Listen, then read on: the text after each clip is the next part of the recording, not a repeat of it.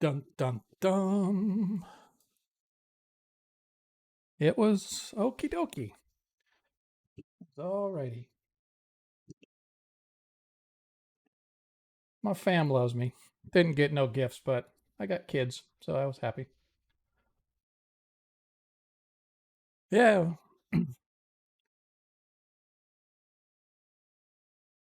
Right. Where am I now? What I want? They gave me the no. They did, but I gave it to my wife, so all was good.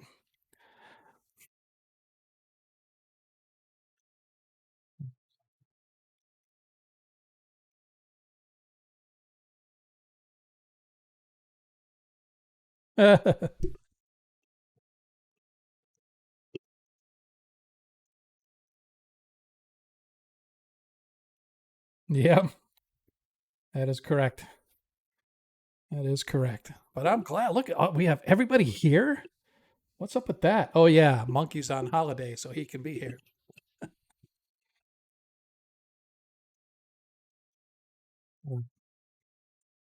Yep, knew that was coming.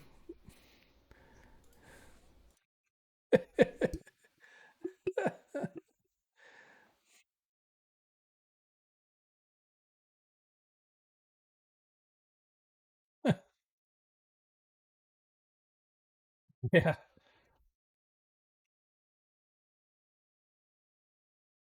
Yeah.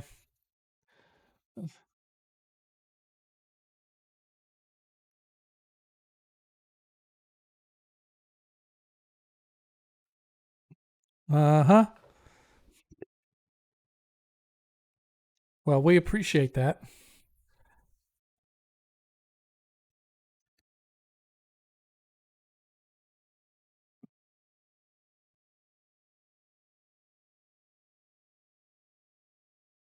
Damn.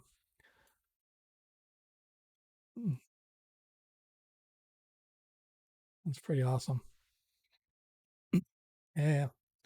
Yep. Dude, it's amazing what they can do nowadays. As soon as they can get rid of new or get new brains, I'm in there. I want them to take my brain and put it in my 20-year-old body. Well, really my 25-year-old body because I was actually in decent shape. All right, let's kick this thing off. Yes, sir. Tell that to the zombie apocalypse.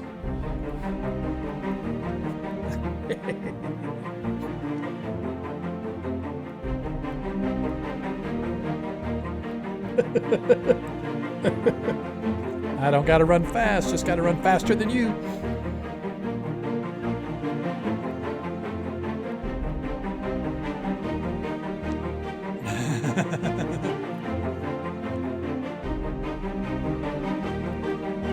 Remind me not to go diving with you.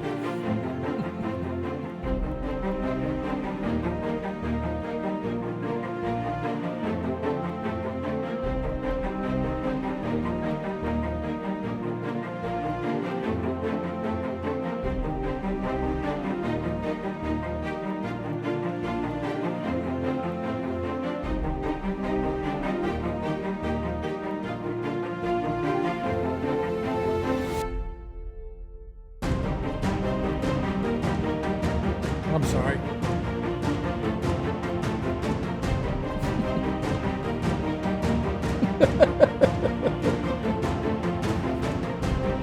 I did. I actually like that one, but I like the story. I mean, but overall, I didn't think it was too bad. I wasn't much on the girl.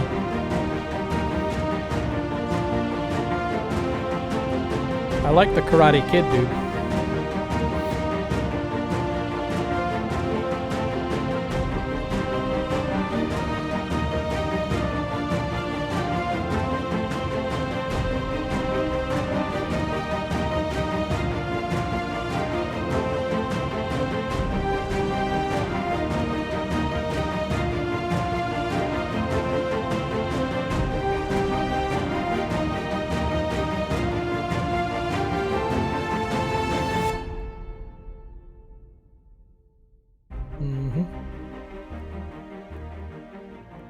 No, no, that's the tick.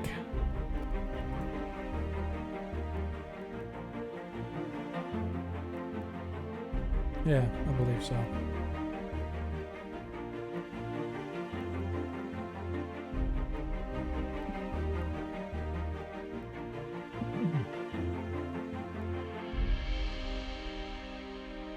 Really?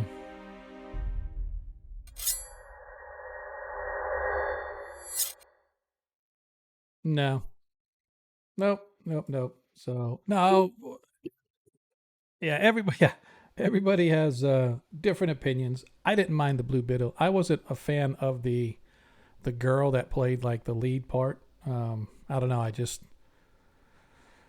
no. I wasn't. I don't know who she was, but who the actress was, but she didn't impress me. But overall, I thought the movie was okay. Um, yeah, she was on the bad guy's family side, but she was the good person on the family. So she's the black sheep of the bad family, I guess, if that's what you want to call it. So, uh, yeah. Hey, man. No, I wasn't. Yeah, that was there was a bunch of over the top stuff, but Granny came from a world where she probably did grab machine guns now and then. But yeah, some of it was. Yep, some of it. Yep. Yeah. Yeah, he watched Magic Mike grab a Gatling gun. That's what my story, and I'm sticking to it. Hello, everybody. I have no idea what we're talking about, but we're actually live, public, and recording. So, this could be our last stream after that intro. Who knows? Who knows? I have no idea. But that being said, I'd like to welcome everybody to tonight's episode of Agora Quest 21 Shots. We call it 21 Shots, but it's technically not a one shot because this group could never, ever, not even if it was all you have to do is go kill that cow on that farm over there. It's going to take them at least 2 sessions to figure out what they got to do, how to get there, what they're going to do when they get there, and then execute the mission. But that being said, 21 shots just because we originally didn't really start with a bunch of inter-game or inter-campaign or inter-adventure stuff. We gotten a little more into it, but for the most part, we're still sticking with the name 21 Shots as our party is now in the free city of Greyhawk in the middle of the world of Greyhawk, for those that are aware. But before we get too far into it, if you're new here, welcome. If you're an old hand, welcome back. As I said, we're Agora Quest. We are here every Monday, every other Friday. Obviously, this is our Monday stream. Apologize for missing last week. It was a short fuse. Hey, by the way, we're taking you to dinner for your birthday.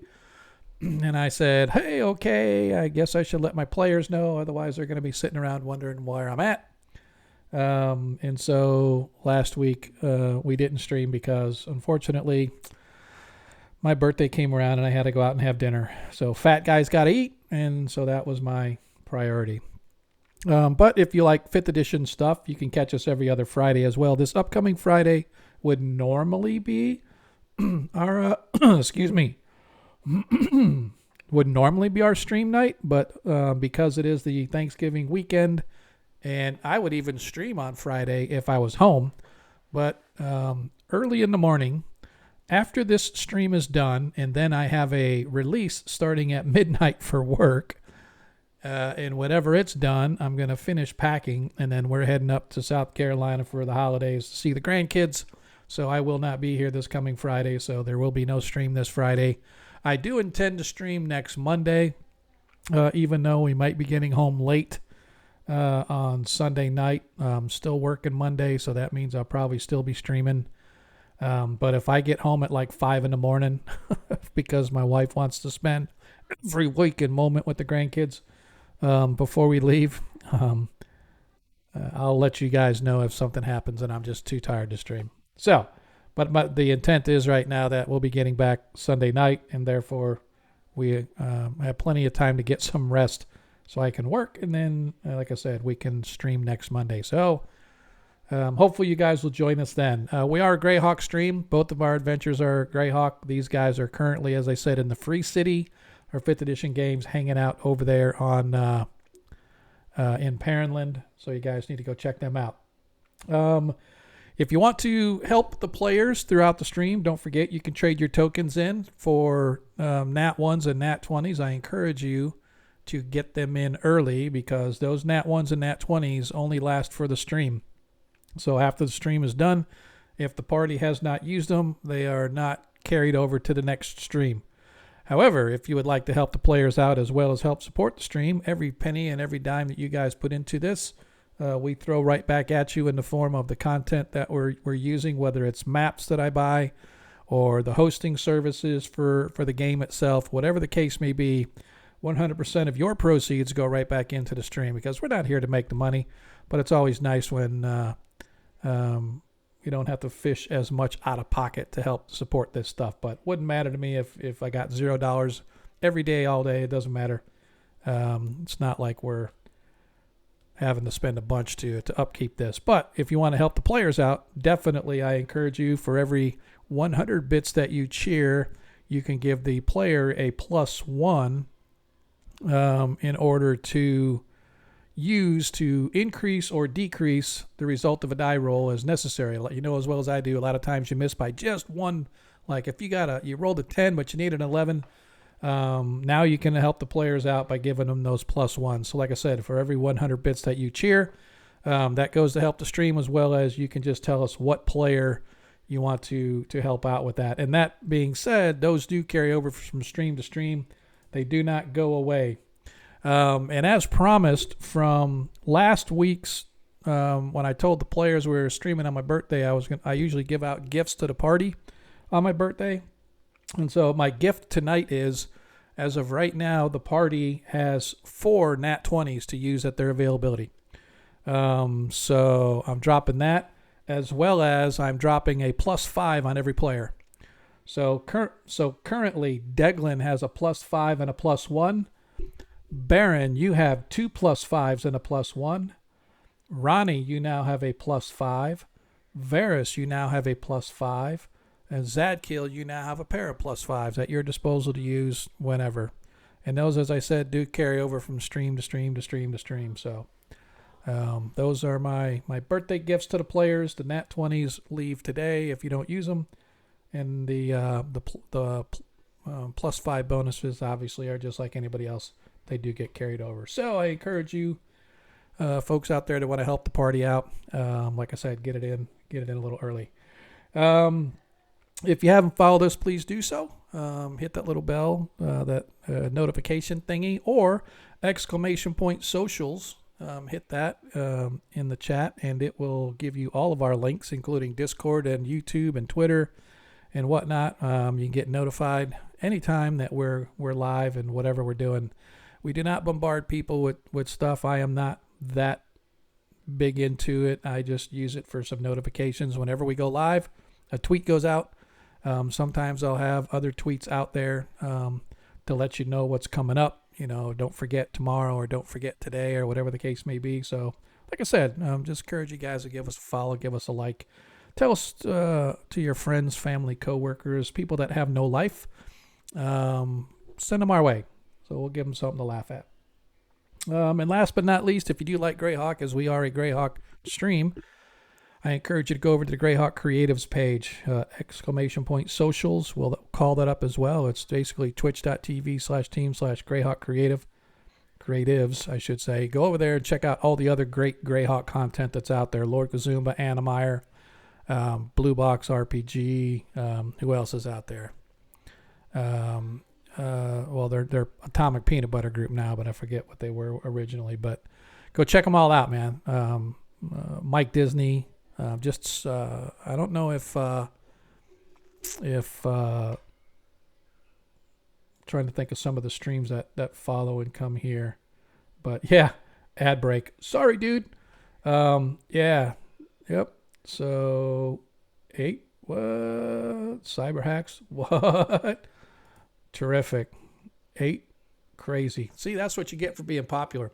when you're popular, people want to come hack on you and stuff. For us, they're like, yeah, they do a bad enough job themselves. We don't need to dick them over. So, but yeah, Darling was the other one that I was thinking of. I think she's on the Greyhawk creators page too, although I don't know if she's necessarily Greyhawk specific, so I can't remember top of my head if she's on there. But bottom line is, go check them out. Check out and see what all the content is about. I encourage you to do so, and especially the Discord, like Cannon Fire. Check out their Discord, man. That is Greyhawk Central.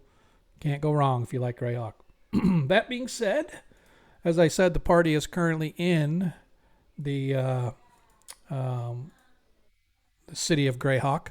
This is episode 84 of Agora Quest, as our party has been moving their way from adventure to adventure. And those that follow us know that we do tend to play along with some of the more classic adventures. This one is no exception, as we have a classic one going on here right smack dab in the middle of the Free City.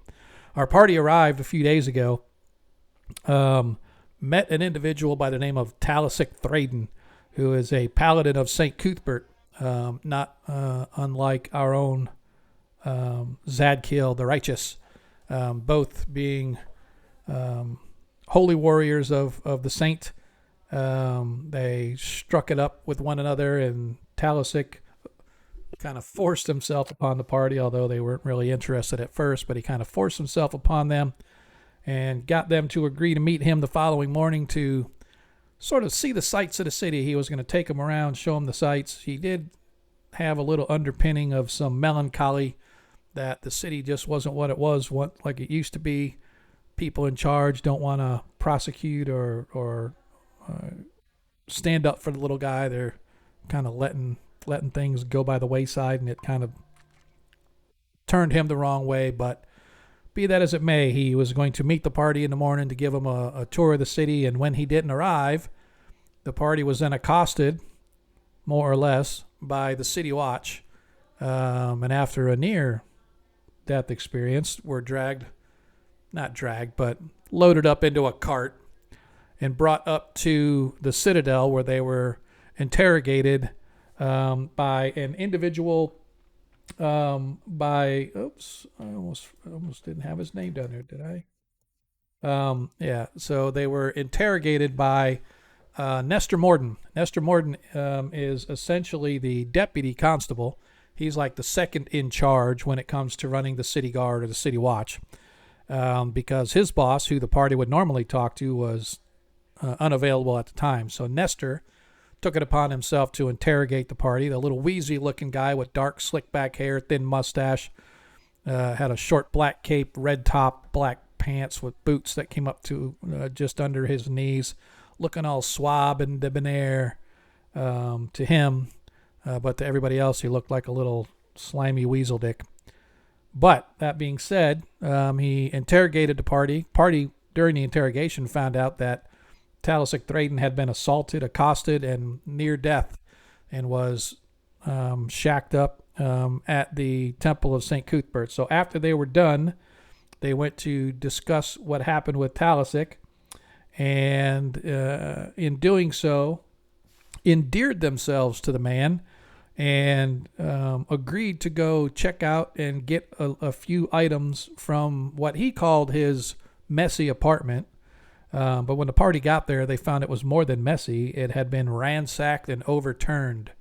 Apparently somebody might have been looking for something, not sure what, or if they were looking for anything. But after they retrieved the items and brought them back to Talisic, he, of course, being upset beyond upset, forced himself out of bed, told the clerics to leave him alone, and escorted with the party back to his apartment, where it was found that nothing had been missing, but they did find talcum, which Baron identified as a component to a spells of invisibility and detecting invisibility. So that was kind of strange. And so the investigation was underway as our party was trying to figure out who attacked Talisic Thraden.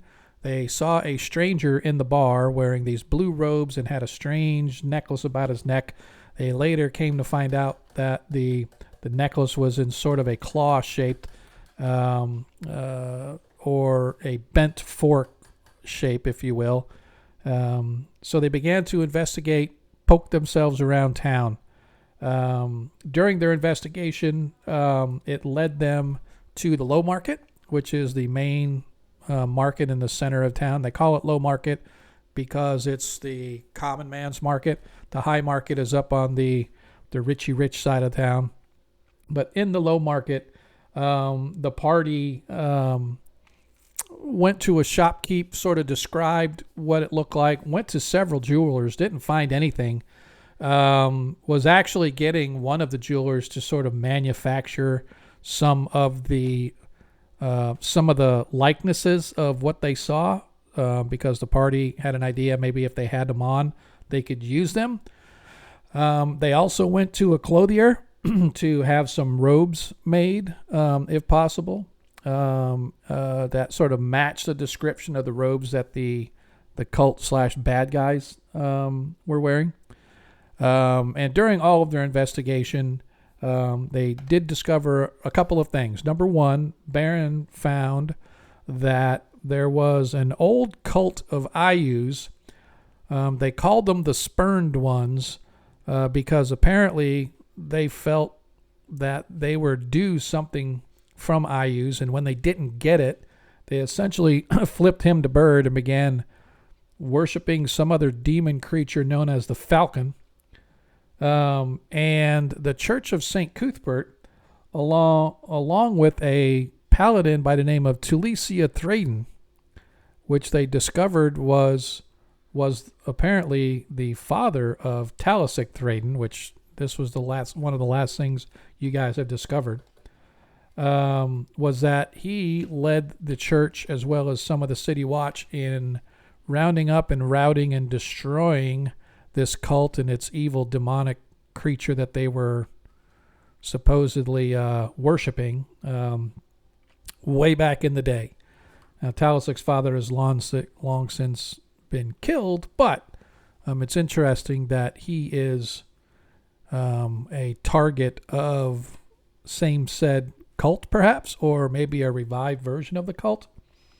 And lastly, the last thing that happened in our last episode, if you missed it, was that the party received a letter in the middle of the night, a missive, a message, an urgent dispatch from the Church of St. Cuthbert, letting them know that Talisic had once again been attacked and was near death, and they were asking for the party to please hurry so that he could speak with them before he expired.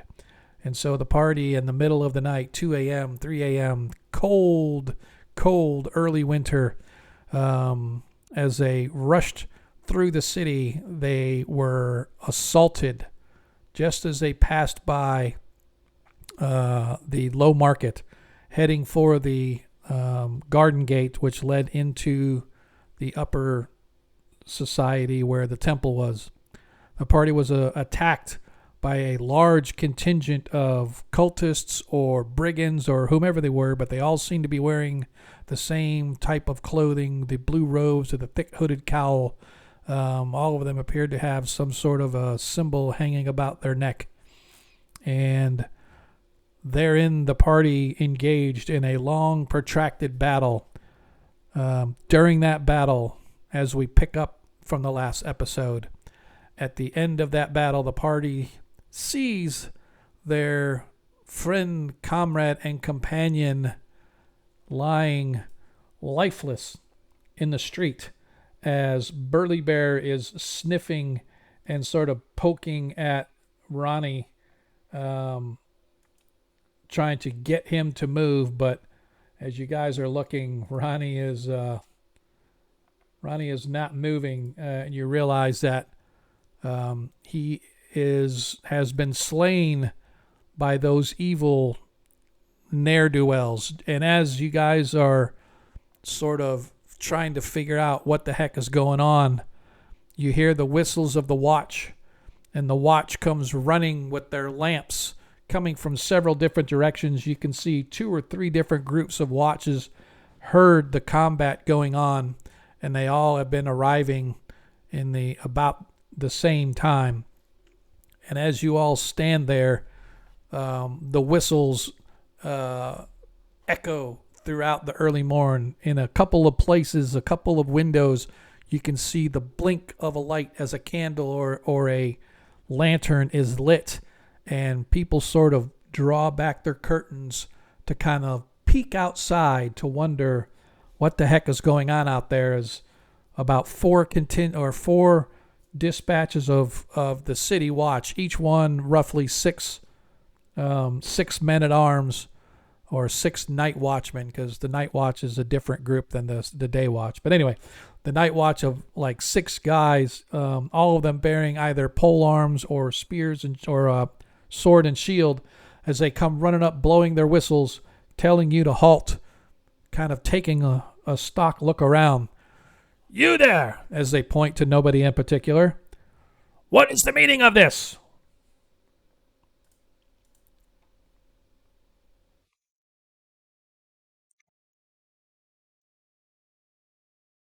Attack by whom? As they look, and one of the soldiers walks over, takes a look down at Ronnie, kind of kicks his shoulder. Aye, he's a goner. Ambushed by who?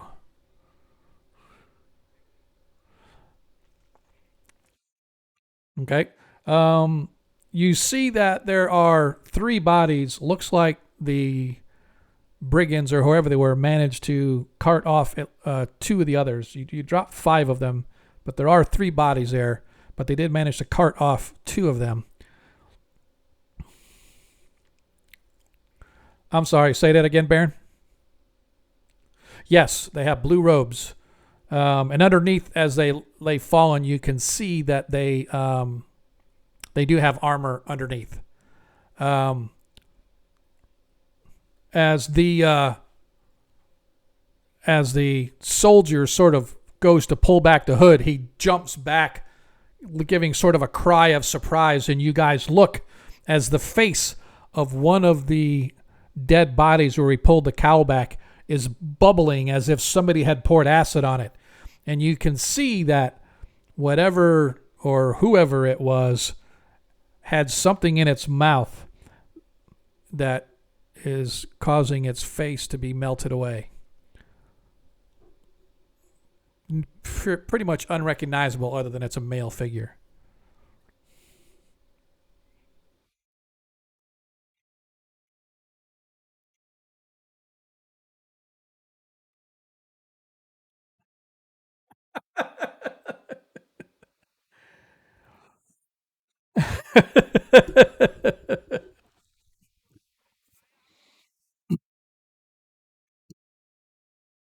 Yes, he is beyond your capabilities. But the soldiers are standing there and say, "You're going to have to answer some questions. You're going to have to come with us to the Citadel, sirs."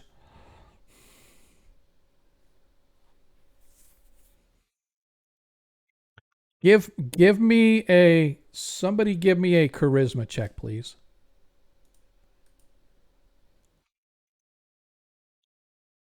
Huh. So, yeah, probably Zadkill. Probably Zadkill. Go ahead and give me a charisma check, please.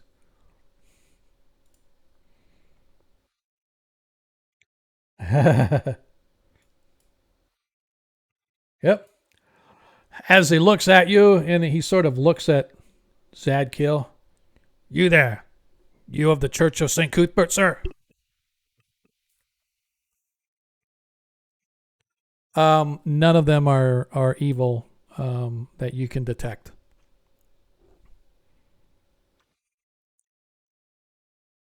As he looks and he says, "You vouch for these men, sir?"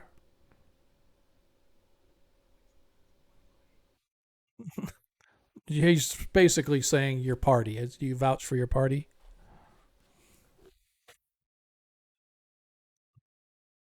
Okay, so you and your friends take this man to the church as you desire, but you will be under escort with three of my men. This is non negotiable. You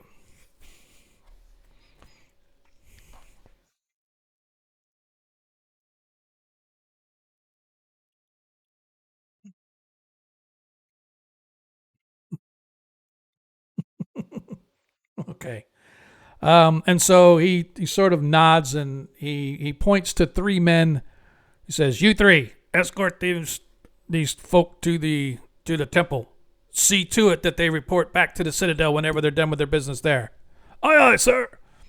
And they begin leading you guys off toward the garden gate.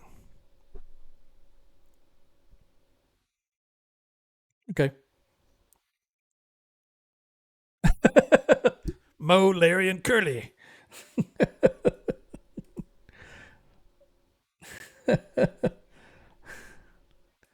Oh yeah, yeah. What? Oh, is he? He's on the stream. Yeah, he's getting into it. He wants to come watch us because he's trying to start his own D&D game. But this is complete. This is a little different than 5e, but that's all right. He could learn how not to run a stream by watching us. All right. He said Mo, Larry, and Curly.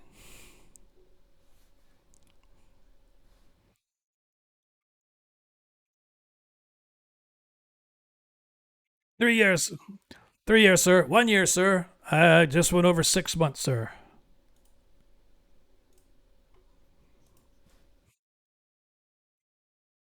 No, sir. No, sir. We're night watch, sir. We patrol and keep the city safe, sir. As they begin,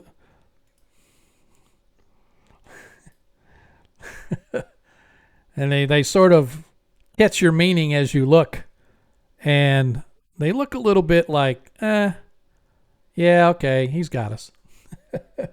But I guess I should have.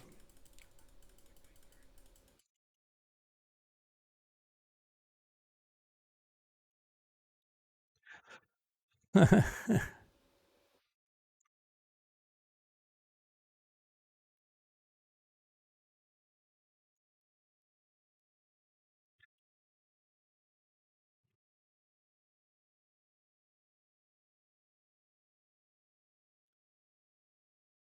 course, sir. We shall do our best.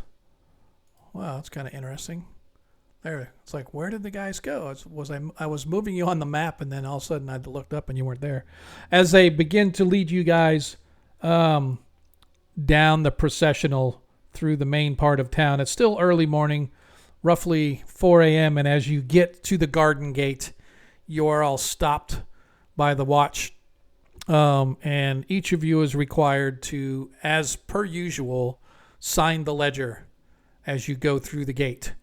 You find that every time you've had to go through, regardless if you signed it once or not, every time you go through the gate, whether going into, you sign the entry ledger, and as you're exiting, you sign the exit ledger. They keep a very strict, kind of detailed accounting of who's gone in and out of the gates. But as they lead you guys, as they eventually talk to the guards who are leading you guys, and they let you through the gate, and you once again pass into the garden in the High District, and shortly thereafter, you guys find yourselves at the Temple of St. Cuthbert into the hospital wing. And as you arrive there, of course, the acolytes are there to greet you, as it seems the acolytes don't sleep ever, because when you guys are there, they're awake. When you guys come back, they're awake. They all look the same too, so it's kind of like, are they doppelgangers or what? Because they all seem to look alike, with the bowl haircuts and the plain white robes with the blue sashes on some of them. Some of them are white with white sashes, but they're all young priests in training. And as you arrive, they sort of give the blessing of St. Cuthbert upon the body of Rani, and they say, "We are sorry for your loss, sir. Please come in. We shall take him to the preparation chamber." And they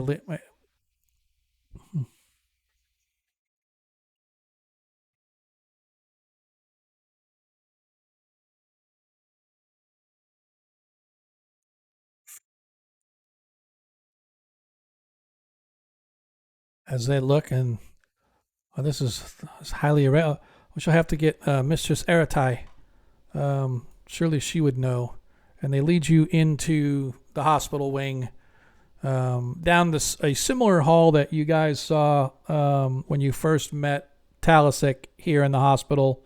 Although you're on the first floor here, they take you all the way to the end through a set of double doors, and through those double doors, it's essentially like a mortuary. As you walk in and you see there are slabs laid out. Um, Two of the slabs have covered bodies on them.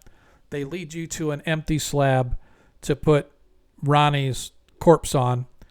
And when you do so, they then take a plain white cloth and cover him as he lies in state. And they tell you that they will make sure that he is washed, cleaned, and cared for properly before his burial service is given. And then they, and then they,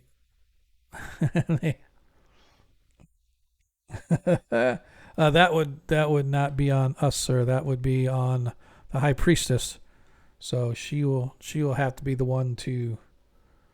Um, oh, we have already sent a dispatch to her, sir. So um, it really doesn't take that long. Um, probably.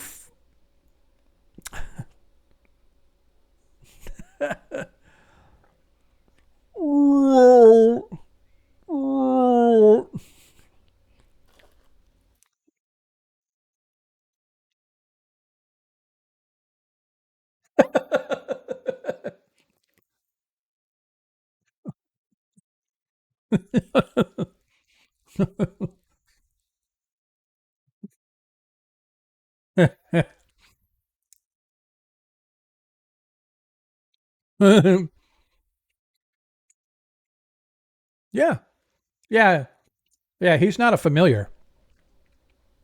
No, he is. No, nope. Mm-hmm. Doing your doing.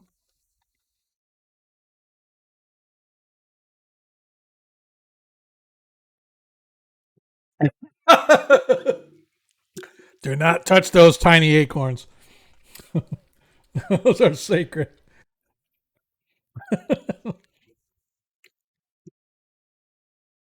So this is this this is why we can't have nice things, right? So I just want to let Teddy Grams out there know this is what it's like when you're trying to DM adults, right? Everything goes right to the toilet, but that's okay. Um, it takes about 45 minutes. You guys are brought to a waiting area.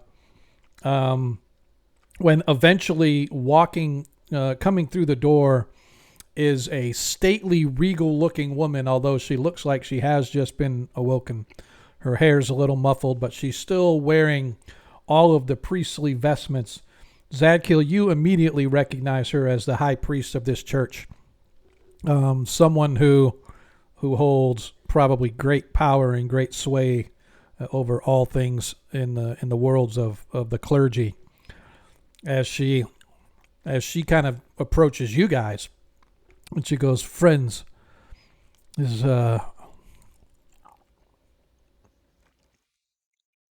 you may stand." Yep. She sort of raises her hand to St. Cuthbert, says, "You may stand, my son. What devilry has brought you before us?"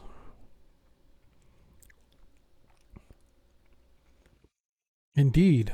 Is this true?" "Okay."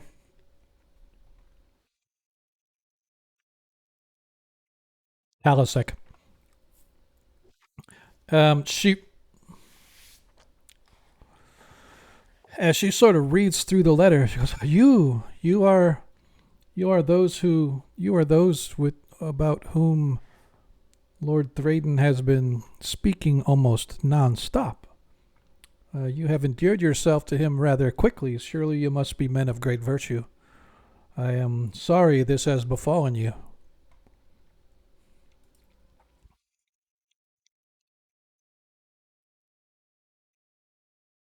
It is usually not customary to rip the soul back from the heavens from which they richly deserve. Do you feel that your friend would indeed want this?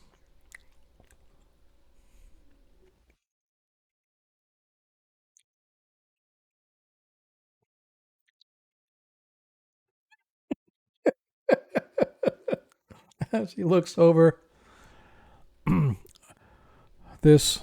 Yeah, he's licking himself. Beware the nuts.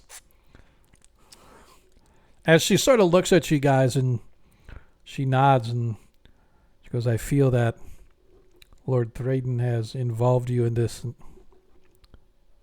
of your no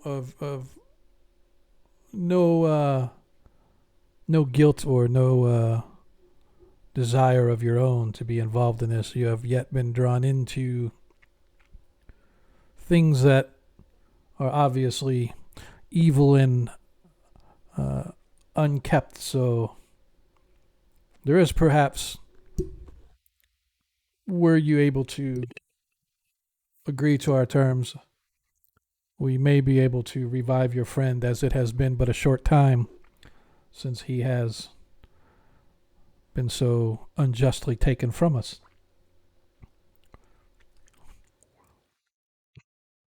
First, a rather sizable tithing to the church so that we might help spread the word of our good Lord St. Cuthbert. The funds must come from he who is to be risen. If he has no such means, then those. She says it is not a. It is not. It is not a small term, or it is not a small sum, my friend.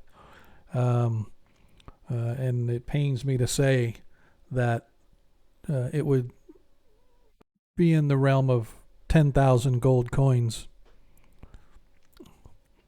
Edition. She sort of raises her eyebrow as you just nonchalantly like, "Yep, we'll pay it." And then she kind of raises her eye and she's additionally.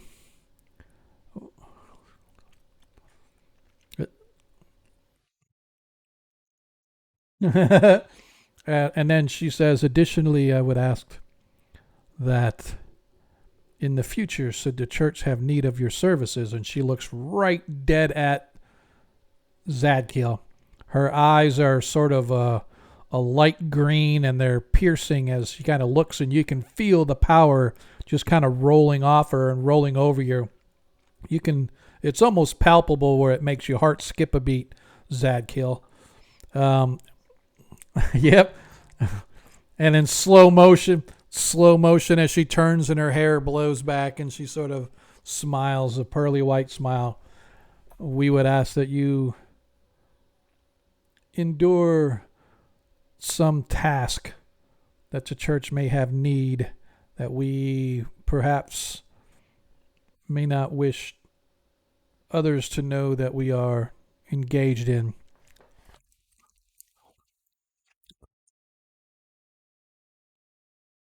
Well,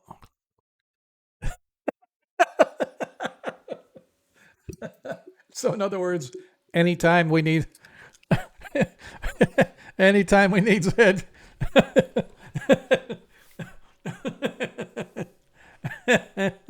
All right.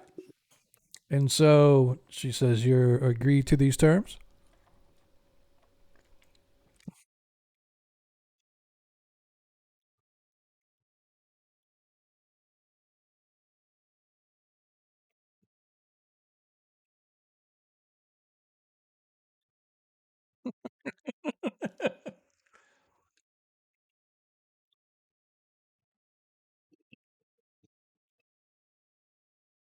Mhm.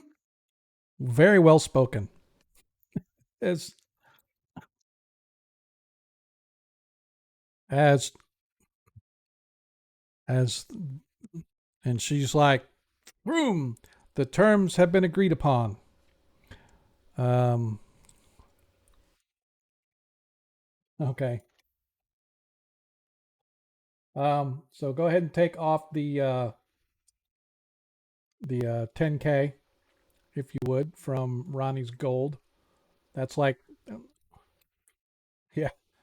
Yeah, it's like he's not that he doesn't have a. He's got a bag of holding.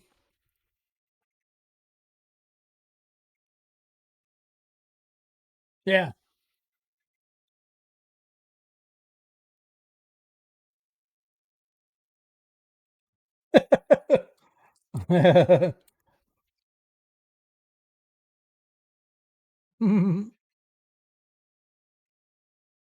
um.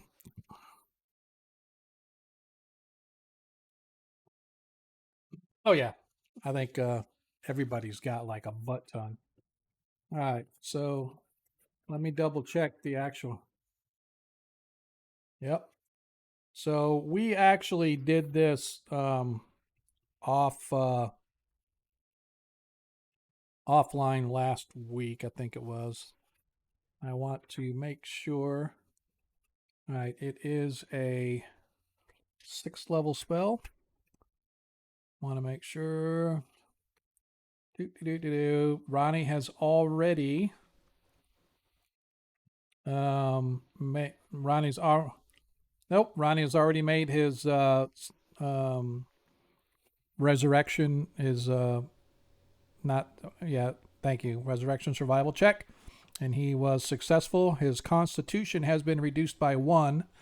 What is your new con, Ronnie?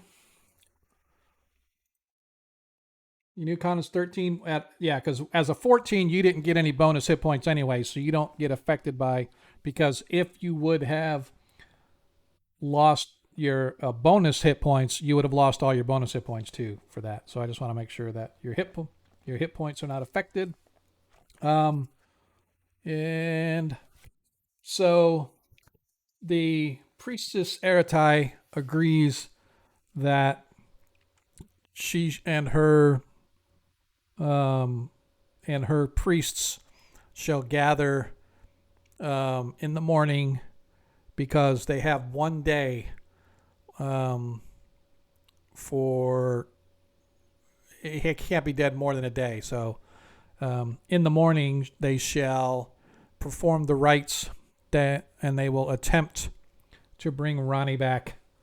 Um, and so you guys are brought to a waiting area where you are asked to wait while they gather their supplies, gather the priests, prepare the body, and do what they need to do to raise Rondog from the dead. Yeah, it's a big. They got comfy chairs. It's like a waiting room at a hospital, right? So they got comfy couches and chairs, and you guys can sort of plop your feet up. They have refreshments available. You don't even have to kick the machine to get them out. Right? So, um, all right. So as you guys,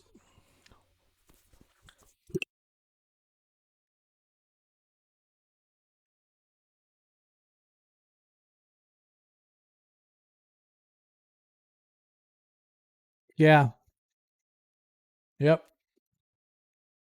yep. So he is actually back to his max, but he is very weak, and he is not going to be able to do any kind of adventuring or anything with you guys for about a week.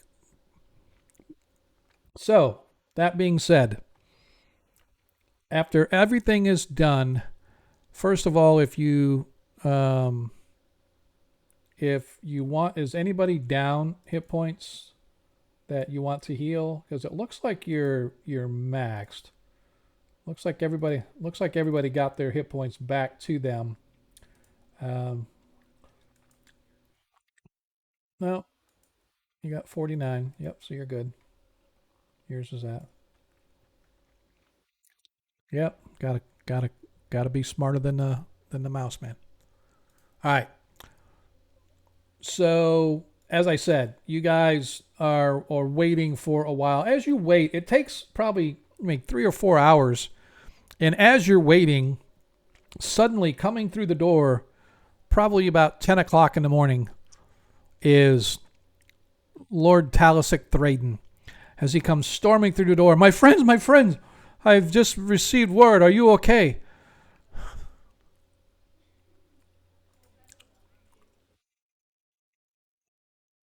And he sort of stops and gets a crestfallen look, and I am sorry that you have been involved in this. I I have no idea who these demon creatures are that would seek harm to me, much less, well, me I can see. I am from here. I have those that I am sure wish to see me come to no good, but you have just arrived. You are barely acquaintances of mine, although I now consider you friends. I don't understand why they would seek to engage with you so, but I am dearly I am dearly sorry for the loss of your friend. If there's anything that I can do, is if there's anything that I can send his family if need be, we will make sure that we. He looks and he's like, surely you must be not serious. This is unheard of. She would not do such a thing unless she deemed it absolutely necessary. I don't understand why she would.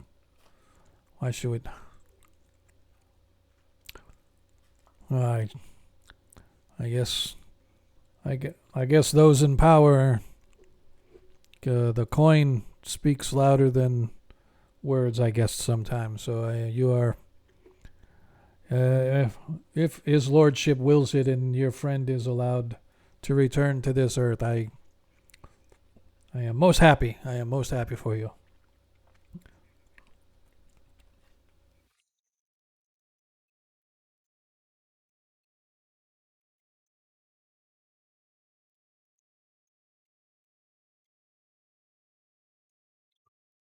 This is this is true. I am but a pittance in the power in the eyes of our Lord, but it is for the high priestess to agree to this. There is surely some mechanizations going on that I am unaware of, but no matter. Your friend, I am sure, is in good hands, and no sooner than that than an acolyte approaches you all, and the high priestess wishes for you to join them in the ceremonial chamber. And as you, yes, all of you, as you guys are all led back to the same area, but just further beyond it is a chamber in and of itself with it only one slab there with um, holy symbols and relics and markings of arcane and um, uh, not arcane, but I keep want to say deity, but what's it for priest magic and not arcane, but divine. Thank you. Of divine symbology, all about the entire chamber. There, lying on the table with various of these same symbol divine. I should say, with these same divine symbols or similar, carved upon Ronnie, on his hands, on his face. He's just sort of laying still. And as you enter, you see the high priestess sort of standing there. She looks very ashen, as if she has had her life drained away from the last time you saw her. Her voice is weak and raspy, and he rests. He was. We were not sure we were going to be able to pull his soul. He clung dearly to the afterlife, but we managed to convince him that his place is here, and so now he rests. And as you guys look, you can see that ever so slightly, Ronnie's chest is going up and down. And you hear and a heavy foot padding as Burly Bear begins pushing his nose and his face against Ronnie's hand, and Ronnie's hand is just kind of limp, going all over his face.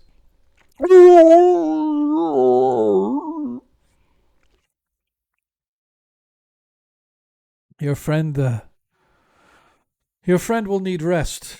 But in a few days' time, he should be good. He should be righteous enough to continue with whatever it is you and your friends are engaged with. I only hope that we do not have to undergo these circumstances again. But now I must go rest myself. He will be moved to a more comfortable room where you can sit and join and stay with him if you wish. And until then, good day, gentlemen. And the high priestess sort of pads away slowly, partially supported by a pair of acolytes who join her.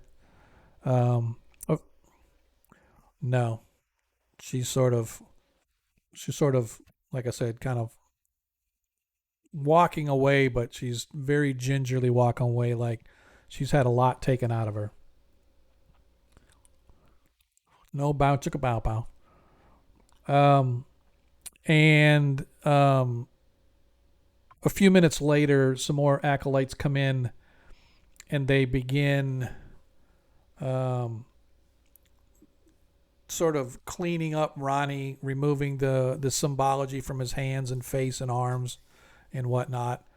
Um, they move him onto a litter. They pick him up and they carry him upstairs to a room where he is by himself. And you guys are allowed to join should you wish. It's about 10:30 in the morning, give or take. Early morning or late morning, early or right before lunchtime. Um, the Talisic is still with you guys, and you can see that he is kind of beside himself. He's like mumbling to himself, not sure, what's going on or what he's going to do, or you hear him sort of blaming himself.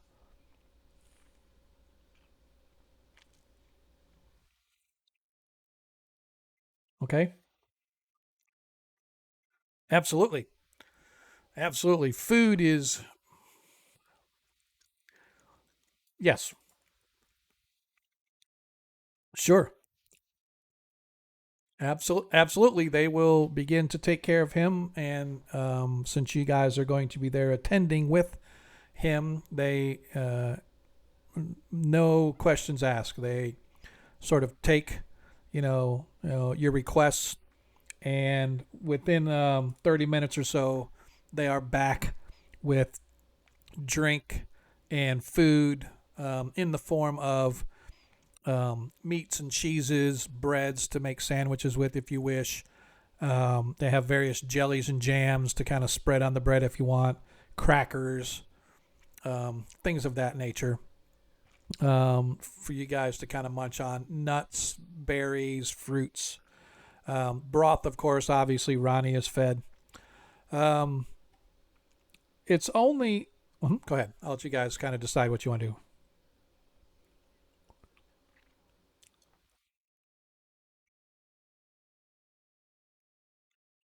Okay.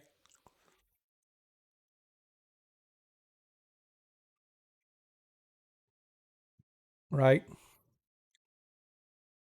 Right.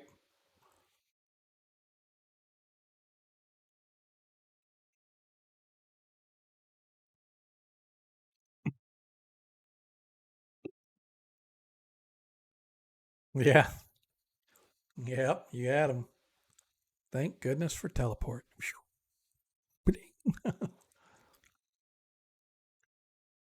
Oh, my friends, no, no, no, no. You will not go to there. Trust me. I will make sure that the high priestess lets them know that you are absolved of whatever questioning or interest that the citadel may have in this matter. This is a church matter now, and we shall treat it as a church matter, unless unless the city watch somehow becomes directly involved. We are. Yes, they are. They are not with you, but they are there at the building. Um, yep, we will make sure that they go back with their tails between their legs to tell their captain what is going on. Um, So yeah, so that's essentially what transpires for the majority of the morning. And I was going to say, as you guys are kind of talking with Talisic and kind of explaining to him what happened or what's going on, um, he says, perhaps Nikolai has more information. We may be able to go.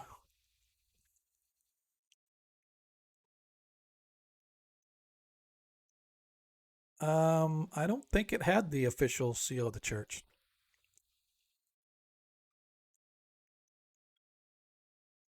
I know that.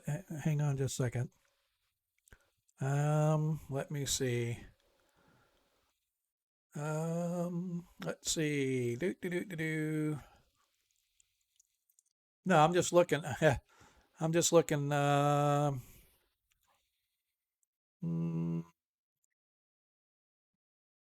it was a young boy who, or a man who wore reddish brown robes, which you know are the colors of a low level alkalite of St. Cuthbert. So that was the same color. It was a scroll tied with the white silk ribbon. Had nothing with a symbol on it or anything. It just said, um, yeah, yeah, no, no. It said the message hands you is written on parchment tied with a white silk. It says Talisic has been attacked and is near death. His future lies with St. Cuthbert now. He has asked for you and says he has information that is a matter of life or death. Come immediately. He may be with St. Cuthbert soon. But there was nothing about a seal. Now the first letter you guys got, it had a just a red wax seal on it, the one that said "Get the hell out of town" or else. That's the one that was delivered to yeah, because that's the one that was given to Varus, and he looked at it, and it was, but none of them had the official symbol of Saint Cuthbert. So yep, yeah, it was the unofficial seal. However, like you said, as Talixic, as you were kind of discussing some of the things that you guys have found. First of all, obviously we know they have those symbols about their neck. They have bluish colored robes. You guys, it's going to be a few days before any of that stuff is made. I think didn't they say 3 days or is it 2 days? I forget. 2 or 3 days. Right. So it's going to be a couple of days to get that stuff made. You met Gordy. Gordy kind of put you guys off because while everybody else was saying no idea what you're talking about, he was like, "Who wants to know?" But he eventually didn't really say anything, and that's when you guys went charging off, trying to attack that old woman in blue robes. The city knows. Some other things that you guys have heard in town was people going missing. Um, if you guys recall, you had heard that people had gone missing from various parts of town, in particular like Shacktown. Um,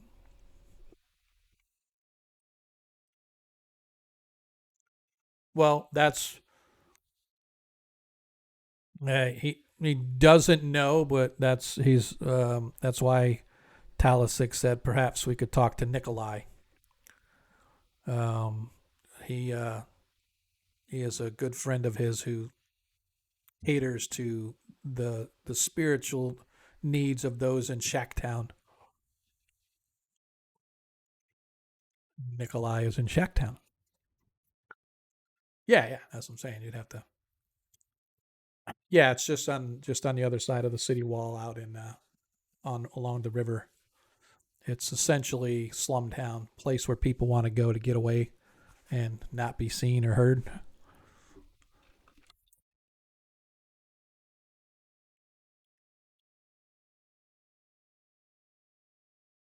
Perhaps. So, um, that being said, Um, I don't know how long, if you guys want to wait, because although technically the rule says they can't really go adventuring and all that stuff, I know that Baron and Ronnie would be able to go with you. They just would not be able to provide any aid or anything if you guys were to get involved with some shit. So if something, if right, right, right, but you guys, I will say that um, Ronnie, after you guys are talking for about an hour or so, Ronnie, you awaken from a dream that you wish you had never awoken from as you found yourself in the most amazing forests with trees overly laden with perfect acorns. So many that you could not even count on one branch how many amazingly perfect acorns. The grass was as green as you had ever seen. It was lush. Treants walked freely amongst the woodland creatures as druidic beings, beings of the forest that you have heard of, but you have never had the privilege or honor of meeting yet, like dryads, satyrs, and other such woodland beings, were running about as if they had lived among men their entire lives. It was the most welcoming and deeply spiritually moving place that you have ever been. And the next, yes, it was one of those, and with no hammer either. There's no Pelosi's hammer out there either for you. So, um, you did, but when you awake, you find that you are not wearing the clothes that you were wearing whilst you were there. You are back in this earthly body, and the aches and pains immediately begin to find their way to the base of your brain, working their way slowly like a snail crawling up the back of your head but instead of the slime underneath, it's got little bitty nails as it's sort of scraping into your skull as it crawls its way up your neck, up to the top of your head, into the to your forehead, just squeezing and scraping as you sort of your eyes flutter open and you find yourself in a, not a huge room, but a relatively large room in a soft bed, but your body hurts from the top of your head to the bottom of your feet, and you're almost in tears as you awaken to find that you're no longer in this forest of your heaven. That's all you can describe it as the place where you wanted to die and live forever. Your spirit would live forever. But as you awaken and your eyes kind of flutter, you see your comrades hunched over the table, talking back and forth with the paladin, Talisic, for whom you guys were coming to make sure he was okay. And the last thing you remember was being pummeled by these magical bolts that came out of nowhere from down the street. And then you found yourself here. You have no idea how you got here. You don't know how long it's been. A little bit of confusion running across your mind as you're trying to piece what the heck is going on and where you are. Your throat feels parched, as if you swallowed a bucket load of sand instead of water to refresh yourself. Your mouth is gummy as it's dry, as if you hadn't had anything in your mouth for weeks or months. And as your eyes flutter open, you just sort of, it's almost like it's not crystal clear compared to where you were. It's no longer crystal clear skies. It's sort of this dull, putrid haze that sort of hangs in the air that kind of dampens the colors of everything around you. But you can see your friends sort of sitting around the table talking to Talisic. And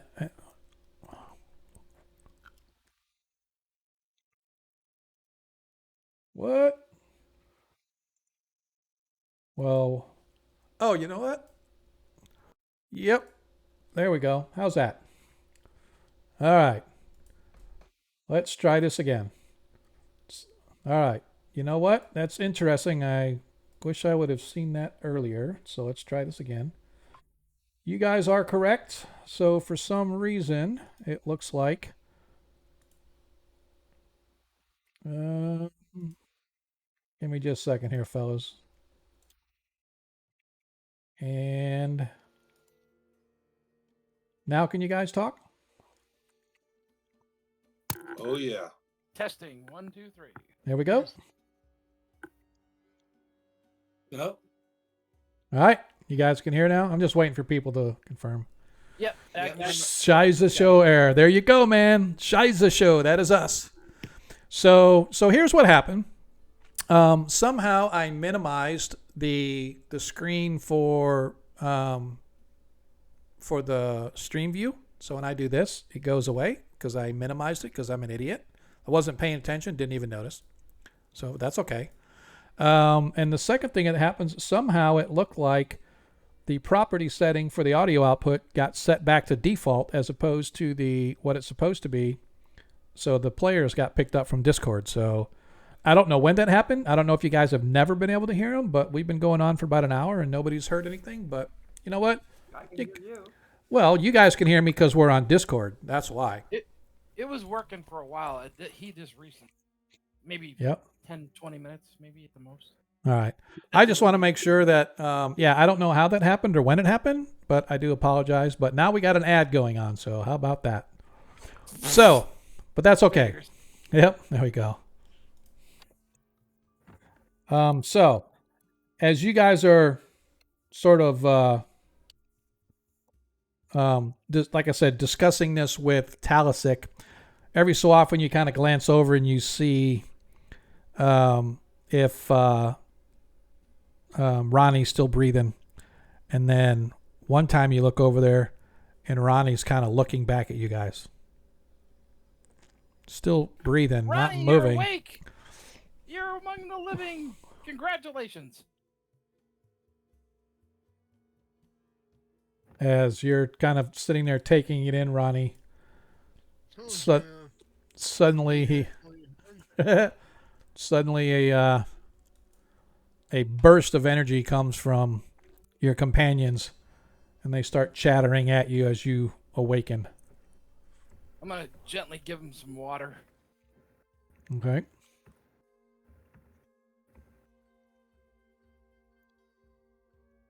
Is Ronnie still with us? Or did he step out to... He didn't say. No, I'm here, DM. I didn't know if he stepped out or not. Yep. No, it just didn't seem like there was any reason for me to talk. They were just talking about taking advantage of my weakened state and, We were trying to steal your acorns. Exactly.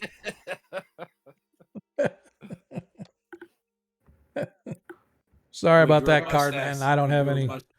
I guess I do have control over being able to do ads, but I didn't have a control over when they show up, so I do apologize. So just whatever the default settings are, I never go mess with anything. So Ronnie, how you feeling?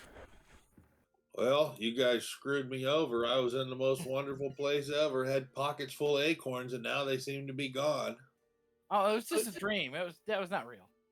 I just envision a dream of Homer going, I was in a beautiful place and they were fire and brimstone and they had pointed little fingers. Well, at least I'll be excited to go back there. Not too soon. Not too soon. All right. So then, as you guys are discussing, what is it that we wish to do? Well, I have to take off. I'll be back. All right. Now it's time for combat. Yes, Ronnie, don't die. No, don't die. Ronnie, we're just going to stay where he's at, in bed. All right, man. We'll see you in a little bit, monkey. All right. I think that we should go talk to this friend of Talisix and see if he might be able to shed some light on the situation. Okay. That's what you guys wish to do. Baron, are you going to go with them, or are you just going to stay? Is there something different that you want to do, or do you just want to kind of hang out and follow them and watch what they're doing? I don't know how much rest do I actually have right? So, as of right now, you don't even have any. Well, you guys have been here for about 5 or 6 hours now. Maybe a little, actually more than that. You got here about 4 in the morning. It's about 8 hours. You guys have been here. But like I said, you're going to have like another 5 days worth of rest that you're going to have to go through to be fully back and ready to adventure. I would suggest that Baron stay here and watch over Ronnie. How about that? Sounds like a good idea. I just don't want it to where it's kind of like, Ronnie and Baron don't get any interaction or don't anything on the game tonight. Right? I definitely don't want that. We'll do all of our coordinating in the bed hospital. Okay. All right. So yeah, when it comes to getting down to Shacktown, probably there's 2 ways you can go. You can go out St. Cuthbert's Gate, or you can go out Wharf Gate. Wharf Gate's usually limited to church folks and a few others that are like well-to-do, because that goes right down to Barge's End and to Shacktown. Which one is Wharf So Wharf Gate is up here. Okay. And St. Cuthbert's Gate is right here. St. Cuthbert's Gate's a more common gate, leads down to the wharfs, and then you can follow along the wharfs up to Shacktown. Up here at Wharf Gate, though, it's on a steep incline, which you can go right down into Shacktown, which is up here on the north end of the city, right? Okay. So, but going out that way, being escorted by Talisic, because he is a member of the church, you guys probably could use that gate. It's just not used a lot, so. I think we should use it. It cuts the exposure outside of the city wall quite significant. Yeah, it does. Okay. All right. So what about Ronnie and Baron? Do you guys have any plans of anything that Baron's going to lay down. Baron's gonna go I'll later? probably just pet the bear, DM. Okay. Yeah. Maybe Baron can go pick up our cloaks and our jewelry that we had ordered. If we're gone more than 2 days. Oh, I don't know if you'd be gone more than 2 days. It should be like go down there for today and come back. Okay. Well, just in case. I'm just saying. Yeah. Yeah, I'd like to get at least 24 hours of rest before I start moving around again. That's cool. Because when you get felled by magic missiles, it hurts. I bet. It looked painful. It was. It's very painful. I actually did a cringe moment when I saw you got hit, and I was just like, "Yeah, I'm gonna have to heal his ass." Yep. But at least you don't bleed. Yeah, that's true. But you did do like this shocking moment, like you touched the live wire or something. I don't know. True story. All right. Did he shit himself? No, No. Okay. wasn't quite that bad. All right. Let's see. Want to give a description here.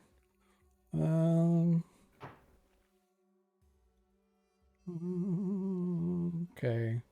I'm just checking out, making sure. All right. So, as you guys exit the temple, then, just after lunch, you find yourselves back in the throng of the city, of the high quarter, the garden quarter, working your way out away from the temple into the garden district proper. I had a quick question for Talus. Yes. Would it be possible for him to, at this point, think it'd be plausible, or at least a good idea, to get his armor and his weapon? Yes, that probably would be a good idea. Yeah. Yep. Yep. Okay. Let me see. Want to make sure because there was actually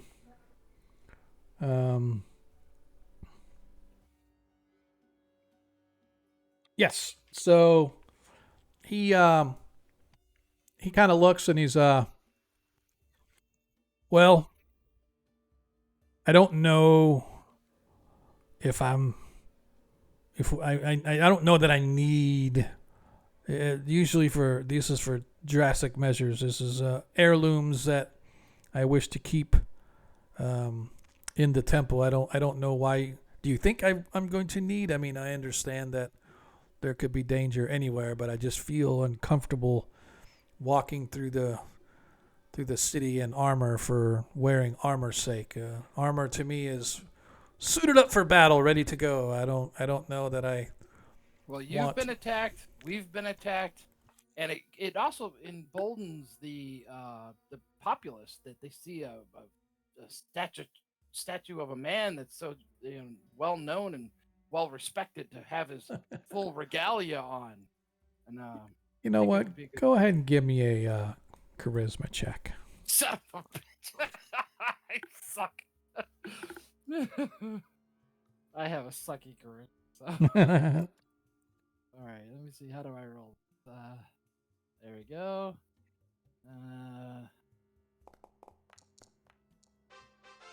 Hey, look at there. Perhaps you are right. And he leads you guys back into the temple,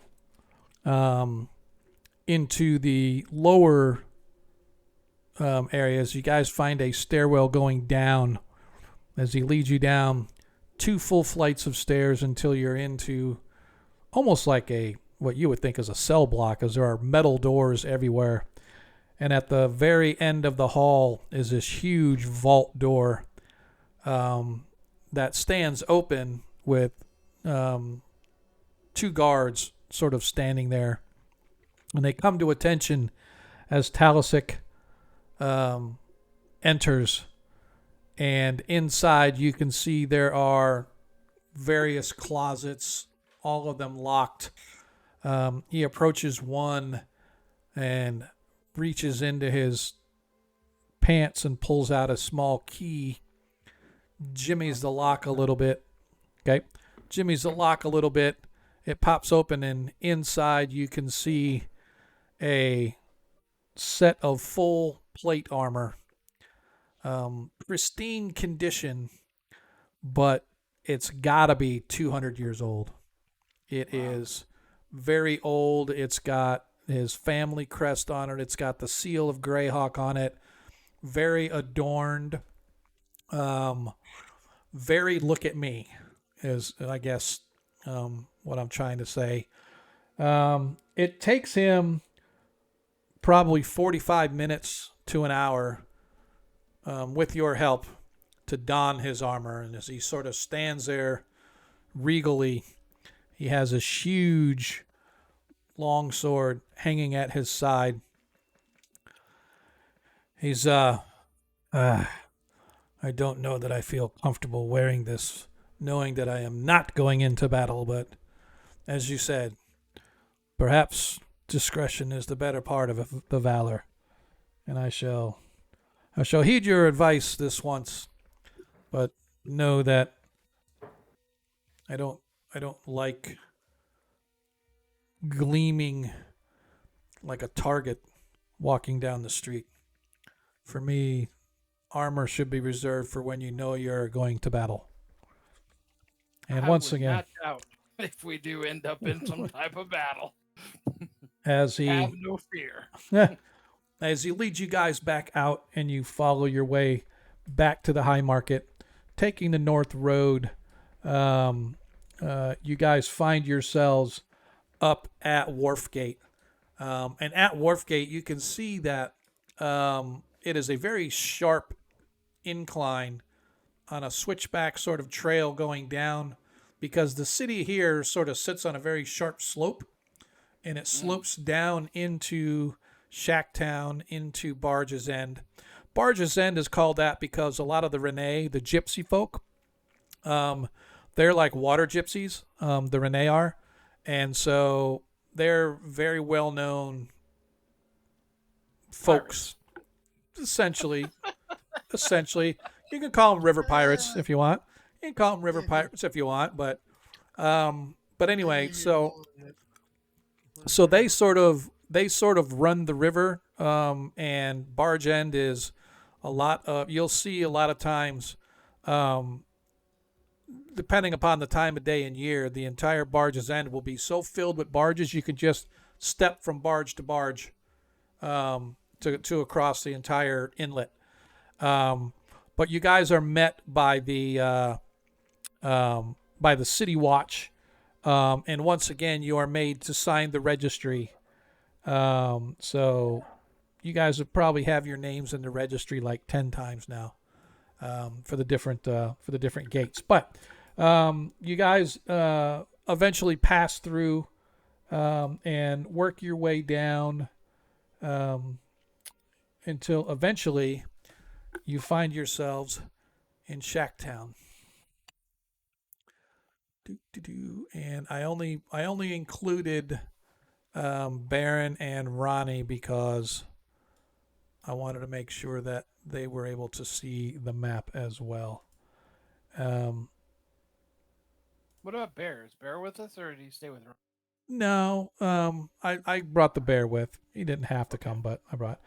But you guys find yourselves on the edge of Shacktown, where you are led, and I'm just going to move Burly Bear for you guys, and you are led by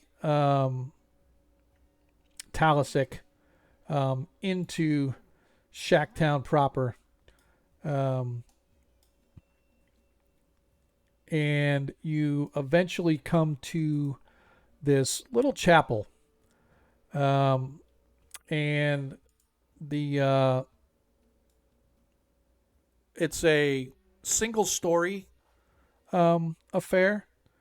But as you look around, you can see why they call it Shacktown. The area itself is really destitute in nature.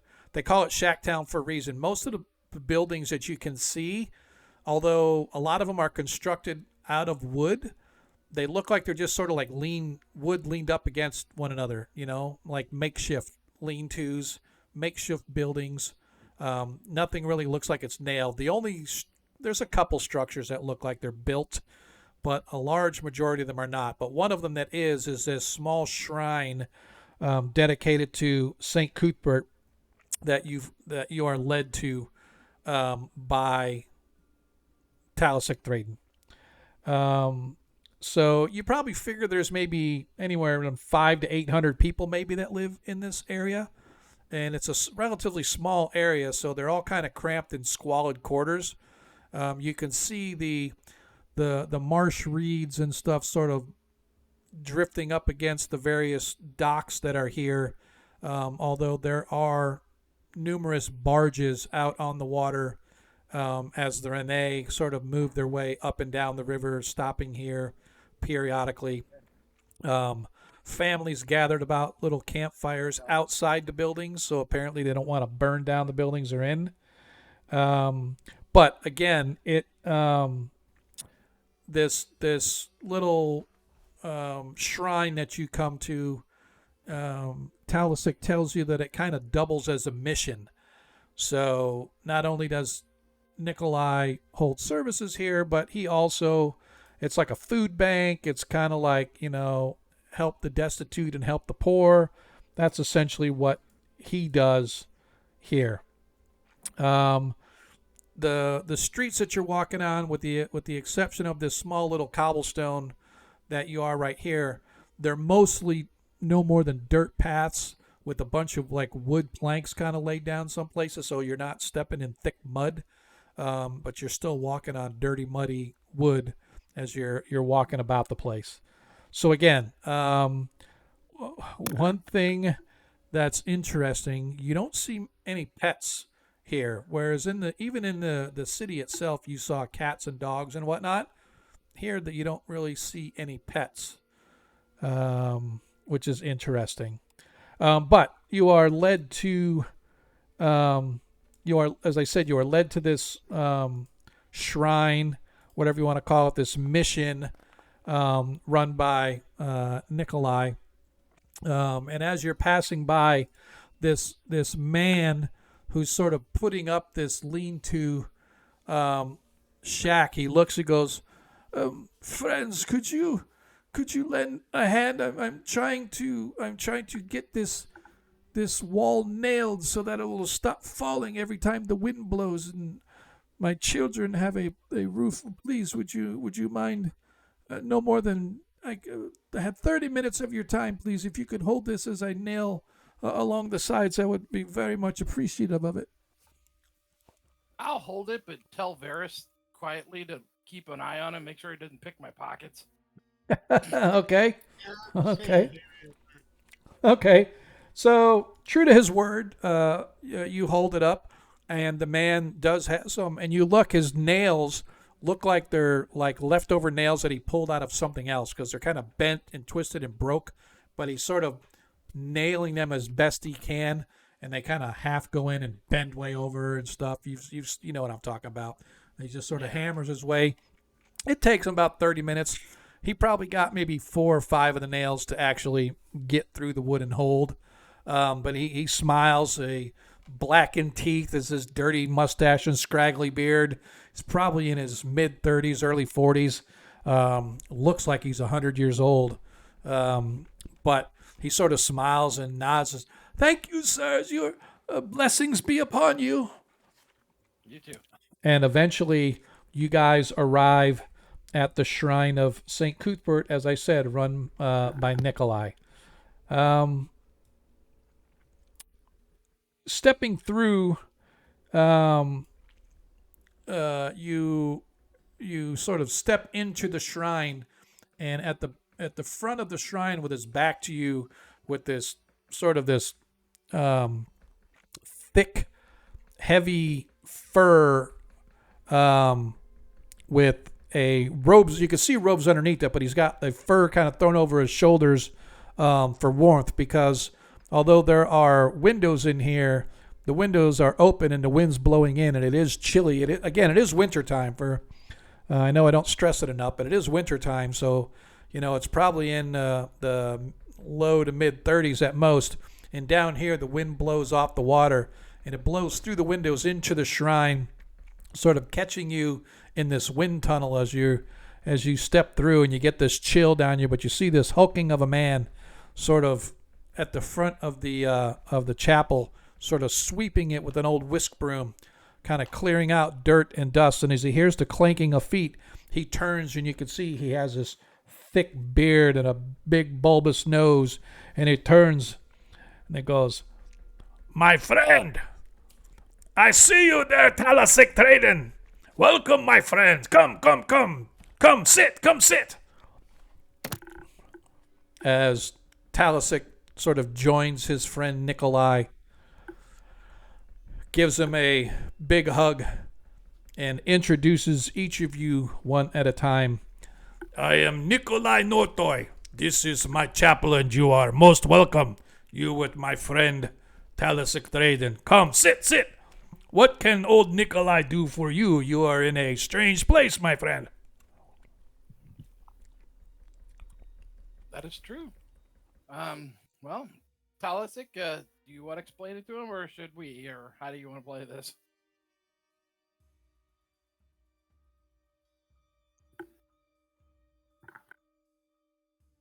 No Talisic? I'm sorry, I missed what I thought you were talking to Varys. My bad. What'd you say? No, no. I was Right asking. here. Right? I was asking if Talisic wanted to explain it, and then Oh no, side note is DM. nope, nope.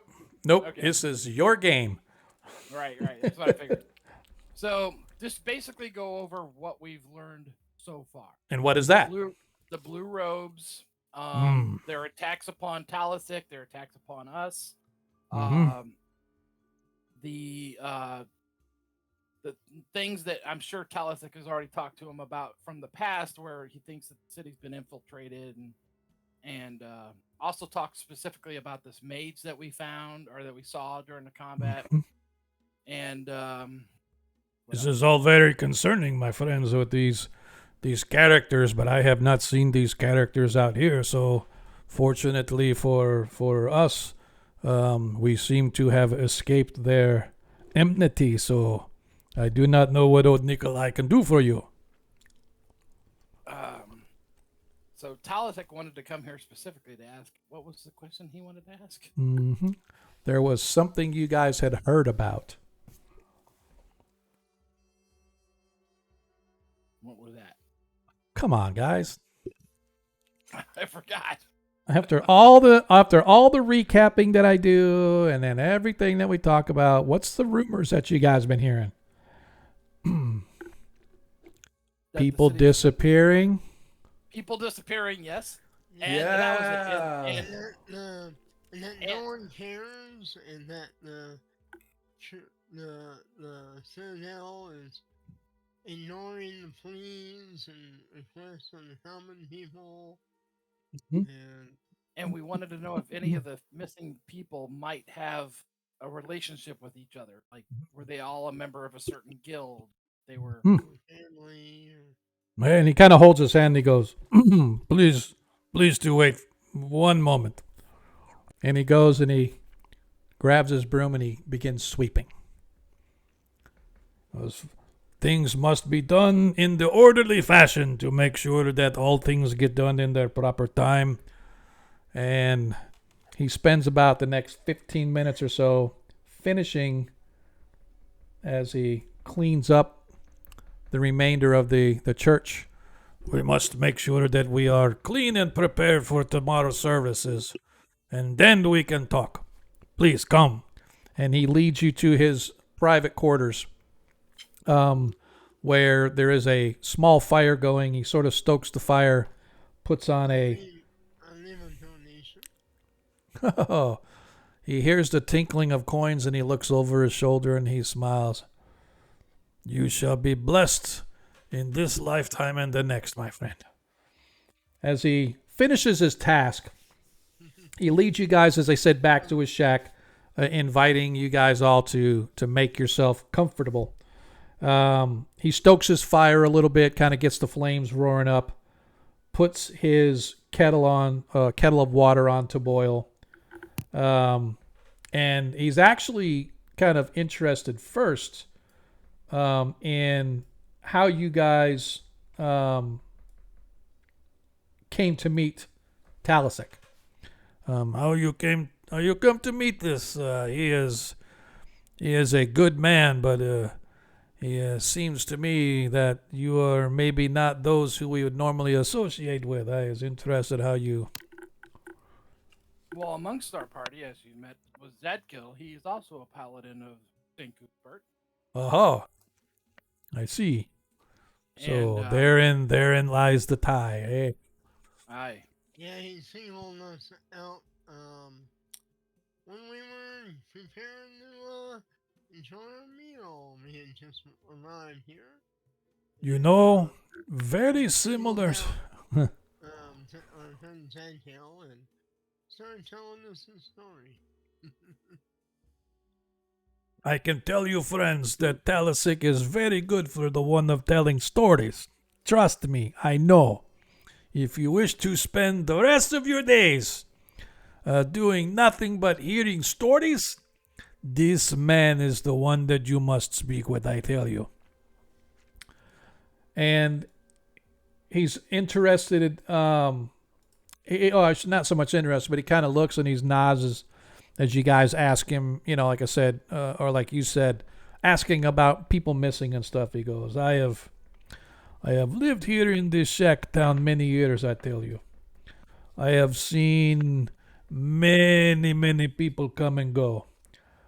But for the most part, I know at least something, even if just your name, of everyone in this town. Anyone in Shacktown, I tell you who he is, and many I can tell you more information. Some of them come to me regularly. Others may never even say not one word, but I can tell folks that are down on their luck, or I can also tell those who maybe don't wish to be found or are hiding something. Yes, but I leave them alone. Why they come to Shacktown, not my business. Taking care of spiritual needs, that's Nikolai's business. Those who are poor, those are sent to me by Saint Cuthbert, knowing that I shall do what I can to provide for them.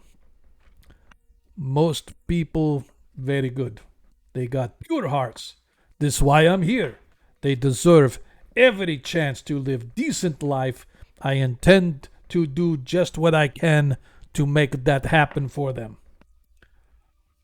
As I say, I know nearly everyone in this town, and yes, I can tell you for sure, lately, some have disappeared. Sure, of course, people leave all the time. Some people just get up and go. But let me ask you, how many people you know get up and leave middle of the night, not take nothing of their stuff with them? About none. About none was my thought exactly. You you do not just disappear at night, leave everything you own in your house. The thing that really bothers me is none of them even say goodbye to old Nikolai. Some of them were people come all the time to the shrine, come to every single service. Know Nikolai's fire as good as Nikolai knows his own fire, but they leave without not even saying once. I was always happy when someone found opportunity or found some family. Usually I try to give something maybe to help to get them on their way to get going. But the folks who have been leaving recently, well, they just seem to poof, disappear at night. I worry about them and I truly hope they have found better life somewhere, but I just cannot help but think just maybe they're in more trouble where they're at now than they had here. Can you think of anything that made these people this be wanted or to be let's hypothetically say that they're being taken? Is there any commonality between these people other than possibly knowing you that I would cause sure. them? While some this may wish for some people to go away by knowing me, that's a possibility, but no. I cannot. There's men, there's women, there's younger, there's older. Some been here long time, almost whole life. Others just arrived not too long. Been here maybe not even a few months and they gone. So I I cannot think of anything that would be reason as to why they were chosen Were or they, taken. were they all young or very No. well fit? Nah, so it's mix in the match. Uh, not nobody I could think of like big, huge person, nothing. Most of them just your average, everyday people living their lives as best they can, going How about about. Hmm? how about blue robes? Have you seen any of that going on? Blue robe? No. No, see no blue robes. What about this amulet? Show him one of the amulets. He looks. No. No, see this either. Most people 20, 40 years old.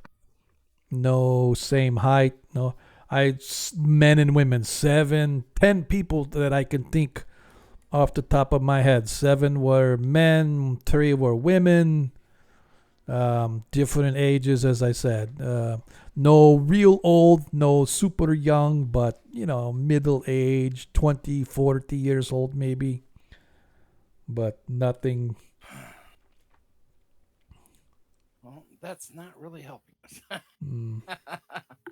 um, I showed you where maybe these people live. Maybe you look, nobody's still living there now. You look there, maybe find something if you wish. If not, then I don't know. if you have the time, that'd be great. Sure, of course. And he mixes himself a nice cup of tea, offering anybody who may want some.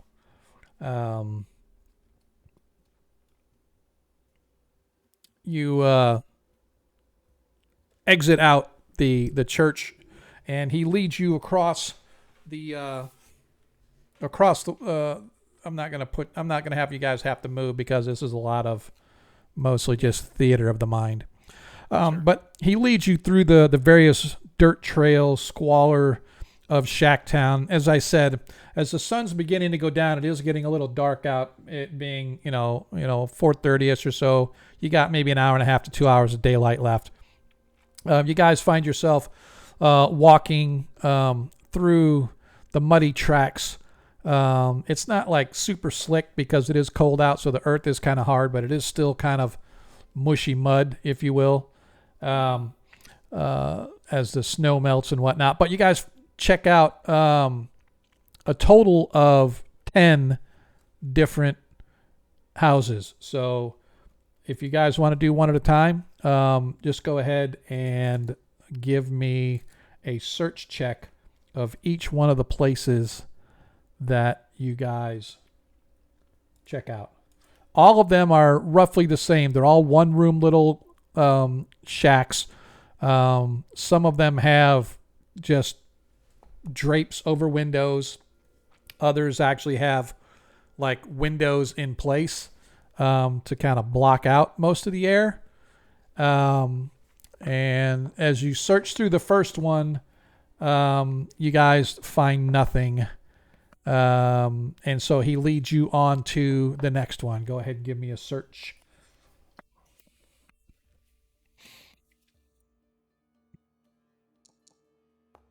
Hey. And once again, as you guys go through the second one, eventually you guys go through all of them. It takes you about 2 hours to search all 10 residences. One of the residences you find has actually been inhabited by a young woman and a baby, a girl actually, probably in her late teens, who sort of lets out a little bit of a scream as you guys pop in the door. Nikolai profusely apologizing, not realizing that somebody had laid claim to this building, as it takes a few minutes to get her calmed down. But eventually she welcomes you guys and invites you in if you would like to have a morsel of bread and some hot water that she has been making as she feeds her baby. Which she offers you, but she offers that you guys see that she has these 2 biscuits that are maybe enough for a halfling to nibble on. Give her some food. As she sort of smiles brightly and sort of walks over and tries to put her arms around you, hugging you and sort of blabbering her profuse thanks. But as you're searching through, you don't find anything that would give you any indication on who these people were or where they were going or why they left or anything. And so Nikolai leads you back to the shrine. And as you get there, Nikolai sort of, well, I am sorry that you do not find nothing there. Oh, maybe. So I did keep many of their their items for themselves. When I found that they were missing, we gathered their belongings and put them in packs so that should they return, they can come back to get their stuff. And so maybe something in there, maybe. And he That'd be leads great. you. He leads you back to his quarters, and in a little side closet, he starts dragging out these packs, and he brings out a half a dozen packs for each one of these. Give me a just give me a search overall. Got a 2. Yep.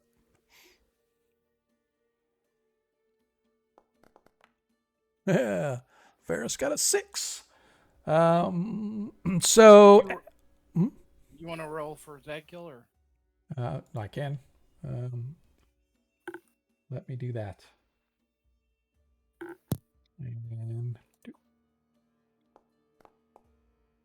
And Zadkill, since he has so many points available, he's going to use one of his points.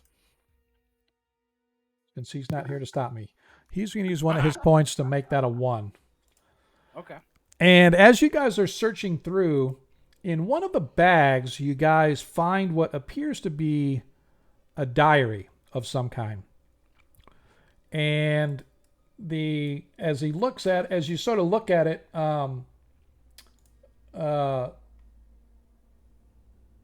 Nikolai's like, oh yes, that Jensen Parlins, yes, he was here maybe just several months, not too long, but yes, he's missing but maybe 2-3 weeks, I think, maybe. As you look, you see it appears to be some kind of a diary of some kind. Is it a long diary or? It looks like it's got a few years worth of stuff jotted down in it. Each one dated. It'd probably take you a few hours to kind of go through it to discern any meaningful info if you wanted to do that. If you wouldn't mind, we'll take this and we'll bring it back once we.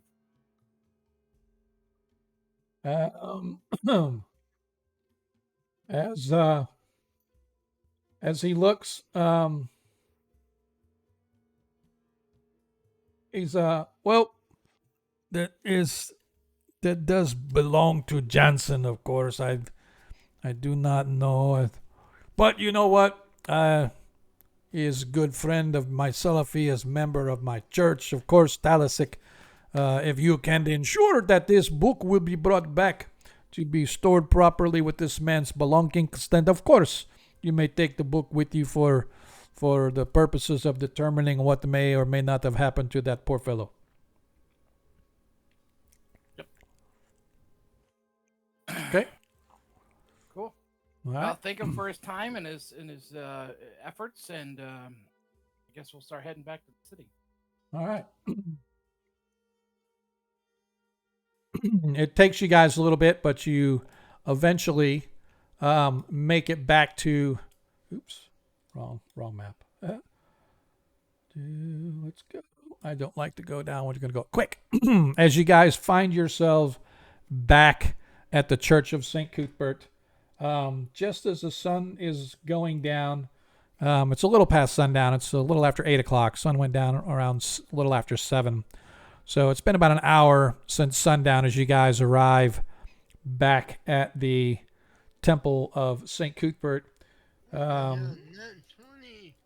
20. What? How come nobody ever gives a DM's nat 20? I'm just going to start giving myself nat 20s is what I'm going to do. Appreciate y'all. They need it. GTFR. Actually, we're doing I'm sitting here comfortably in my chair.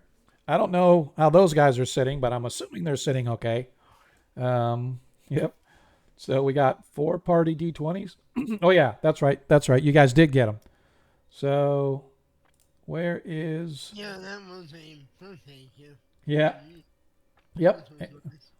In my office chair. All right. So G-Choppy gave Lando. So that means I have a personal D20. you have a personal nat 20 now. All right. So anyway, you guys find yourselves. Man, my throat is just dying today. You guys find yourself back at the Temple of Saint Cuthbert with this diary in hand as you find Baron conked out cold on the couch, nice soft plush couch, out like a light. I won't say he's snoring because I don't want to embarrass the guy like that. Yeah. Excuse me. But you enter in and you see that Ronnie looks a little better. Looks like he's had a little something to eat. Burly Bear is definitely looking better as he's sort of lying on the side of the bed near Ronnie. And you guys now have this diary in your hand.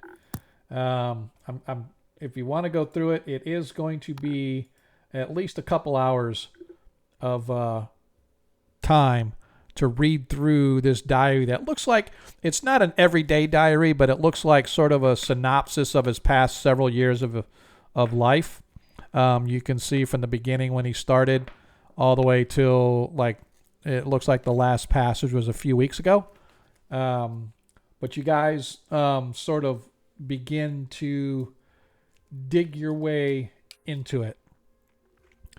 And initially, you find out that the diary talks about, like I said, it's the last few years of this individual's life, an individual by the name of Jansen Parlens.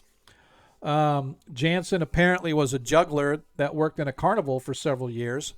But when the carnival got sold, he kind of left the carnival, and you find out that he had been to the Free City before, and he thought it was a remarkable place. But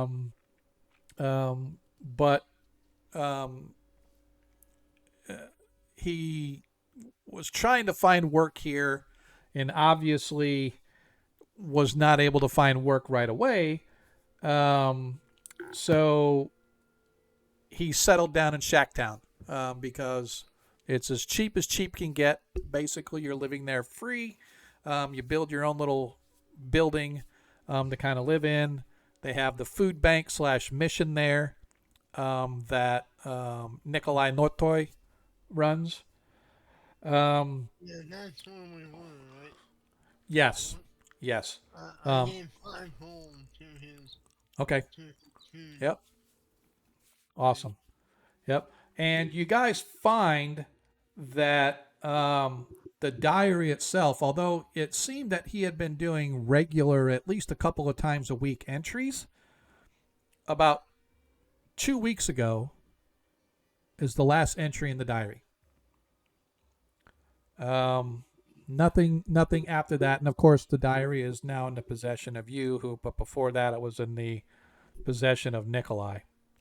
And as you go through, you find some interesting passages, right? The first passage was about 4 weeks ago. And in that passage, Jansen writes, I have never seen the city watch in this part of the city, yet last night, well after midnight, I heard a commotion down the street. Tried to ignore it, but whatever was happening was really loud. Stuck my head out the shack and saw 5 members of the city watch led by a man in black pants, a red shirt, and black half cloak. They were accosting some poor man, claiming that he was a pickpocket from the city. The man, of course, denied everything they said, but they certainly had no interest in what he had to say. They only wanted to make the arrest. After a half hour of this ruckus, the guards led him away. People were watching, and the man who seemed to be in charge knew it. As he turned and he looked and he told everybody, now let that be a lesson to all of you. We know where to find you. No one is above the law. Thought the city watch ignored this place. I can't believe they made such a spectacle. About 3 weeks ago, you kind of read through and you find the following passage. I'm concerned about something I heard last night. I was asleep, but I swear I heard a woman scream. I thought I heard shuffling noises and a man's voice, but Suddenly everything went quiet. I thought I was only dreaming, but this morning I heard one of the local girls had disappeared. I've seen her around. Her name is Mara. She's about my age. Well, who'd want to do such a thing to kidnap her? No one in Shacktown has any money to pay a ransom. I really hope she's all right. About 2 weeks before Jansen's disappearance, you find the following entry. It's been a week since Mara disappeared. No one's seen anything of her. I worry about what might have happened. I heard today that another girl disappeared the day after Mara vanished. Her friends went up to the Citadel, but you know how that went. The officials refused to even listen to her.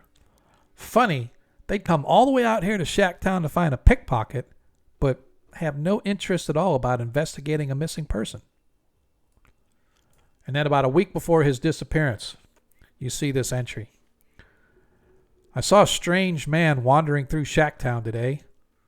No one from the city ever comes here. There's really nothing here. No businesses, no shops. This guy seemed to be looking for something or someone. He passed people. He'd look at them really hard as if he were trying to recognize him. He stared at me too, and for a moment I thought he was going to say something, but he just walked away. Seemed to know his way around here, but I know I've never seen him before. Other than that, you guys find nothing really of interest other than that last passage, because that is the last entry in his passage before he apparently disappeared. So something's obviously not just happening here in the city, it's happening up in Shacktown. And it seems like, how many people have we heard about go missing from the city itself? The same number? Less? More? So especially in the low side of town, people have tended to go missing. Do we have a number, like up to No. 100? Is it No real less idea. Yeah. No idea. Nobody knows. But the thing is, on that side of town, it's run by the slumlords and the thieves guild and stuff. So people probably disappear all the time. So no telling if any of this is even related whatsoever. Right. But it is. Maybe our resident rogue needs to go talk to the thieves guild. Maybe.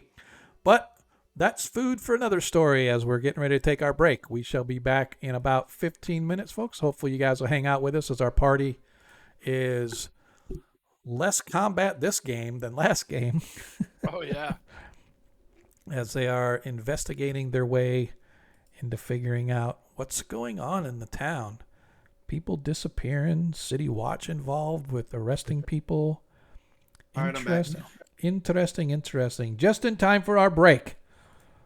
What? Yes, sir. Just in time for our break as we're going to shift over to break time, and we are going to get caught up in the middle of Monkey Booger's his very own music that he has created especially for our channel. For those that don't know, Monkey is our paladin. I encourage you guys to go check out his SoundCloud, minus the ads, of course. I don't know why I keep getting ads. Even when I'm logged in, it still gives me ads. But that's okay. I guess if I can have ads on my channel, Monkey can have ads on his channel. But we'll be back in about 15 minutes, folks. Hopefully you'll be with us on that side as we get back, as our party continues to investigate to figure out what the heck is going on in the Free City. See you in a few minutes.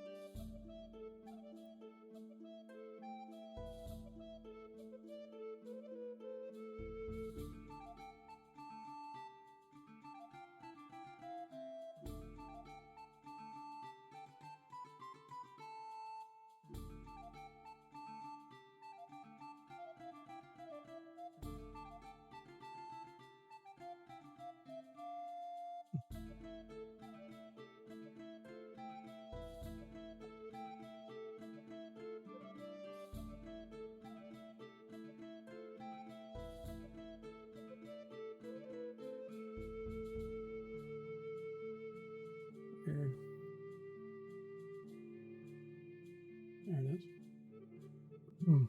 Weird. It wasn't working for me. It's like, I don't know what the heck. There we go.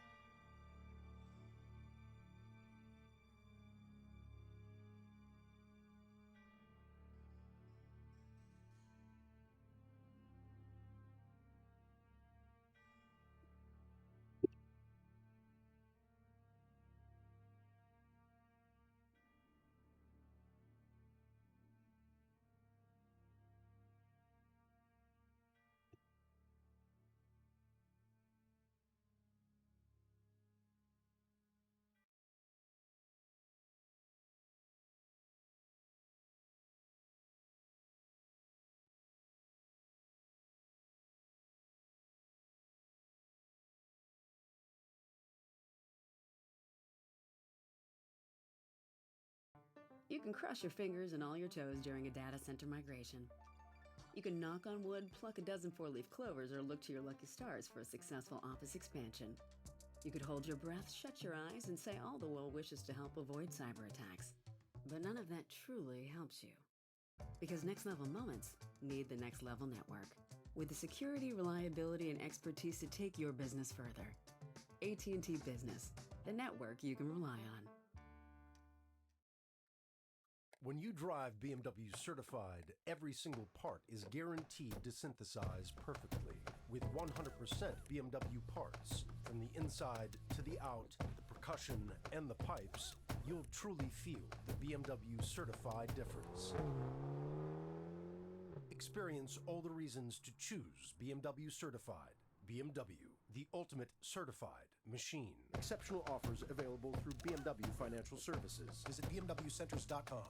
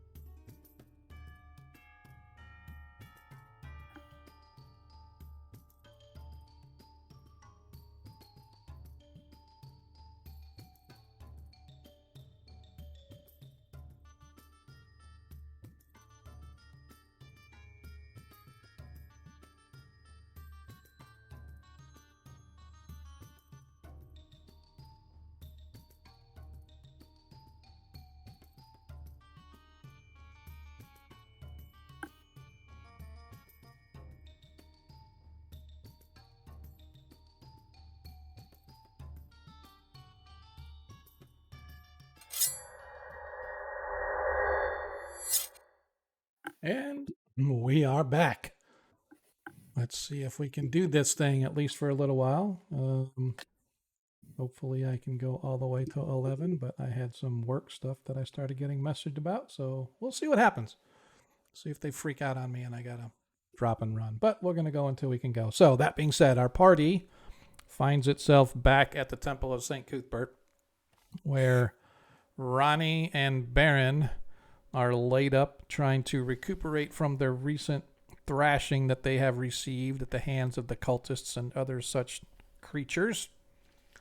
Um, they have found themselves a diary of some kind from a former carnival guy by the name I had, of Jansen Parlens. I had some questions about some of the stuff. Yep. Let's go through it as we can talk our way through to kind of determine where we are going to go from here, what we're going to try to do next, etc., etc. As this is becoming more investigative and less physical, so we can definitely do a lot of RP to determine, get you guys the answers that you need. So what's up? Well, he was describing the leader of the city guard, Mm-hmm. and he used some specific terminology about his clothing. Okay. Have we seen that type of clothing anywhere else? Like maybe Uh, on the deputy sheriff guy so constable? that is definitely the first person that comes to mind when you guys heard the description of the trousers and the short cape and the red shirt. Um, Apparently the leader of the city watch who were down there arresting a wanted pickpocket apparently. But yes, well, no, you have not seen anybody else wear that particular set of clothes. That was rather specifically detailed. As far as you're concerned, it reminded you. That's the first person you thought of. I was like, damn, he was. We just saw that dude. He was wearing that same clothing.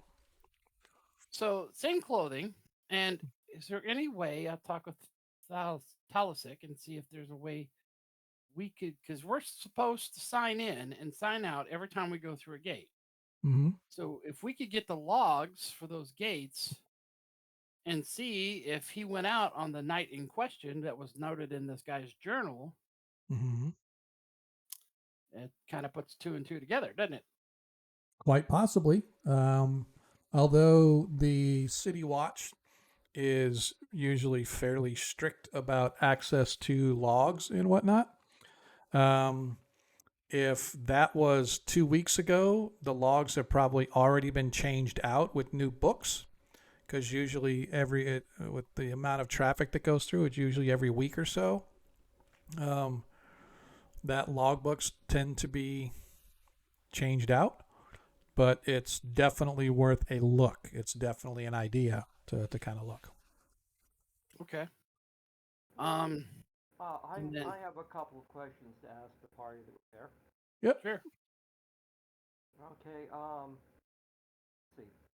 How bad is the how? Was there a smell of death? Uh, in Shacktown Yeah, or in the houses in in specific? Shacktown. How did Shacktown smell? It was, I don't know, dirty, slummy.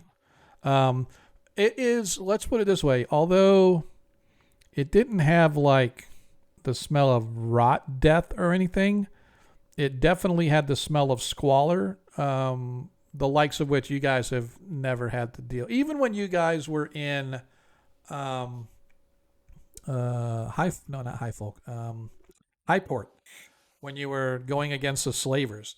And that was the town of orcs and goblins and gnolls and other such critters. Um, you guys, the squalor that you saw here was actually probably worse than that. So it wasn't necessarily a smell of death. It was just a smell of funk and gunk. Okay. Okay, uh, because of because of what you told me and the variation, the different types of people that have gone missing. Right. Okay, it doesn't seem. Excuse me. You all right? At least, no, not really.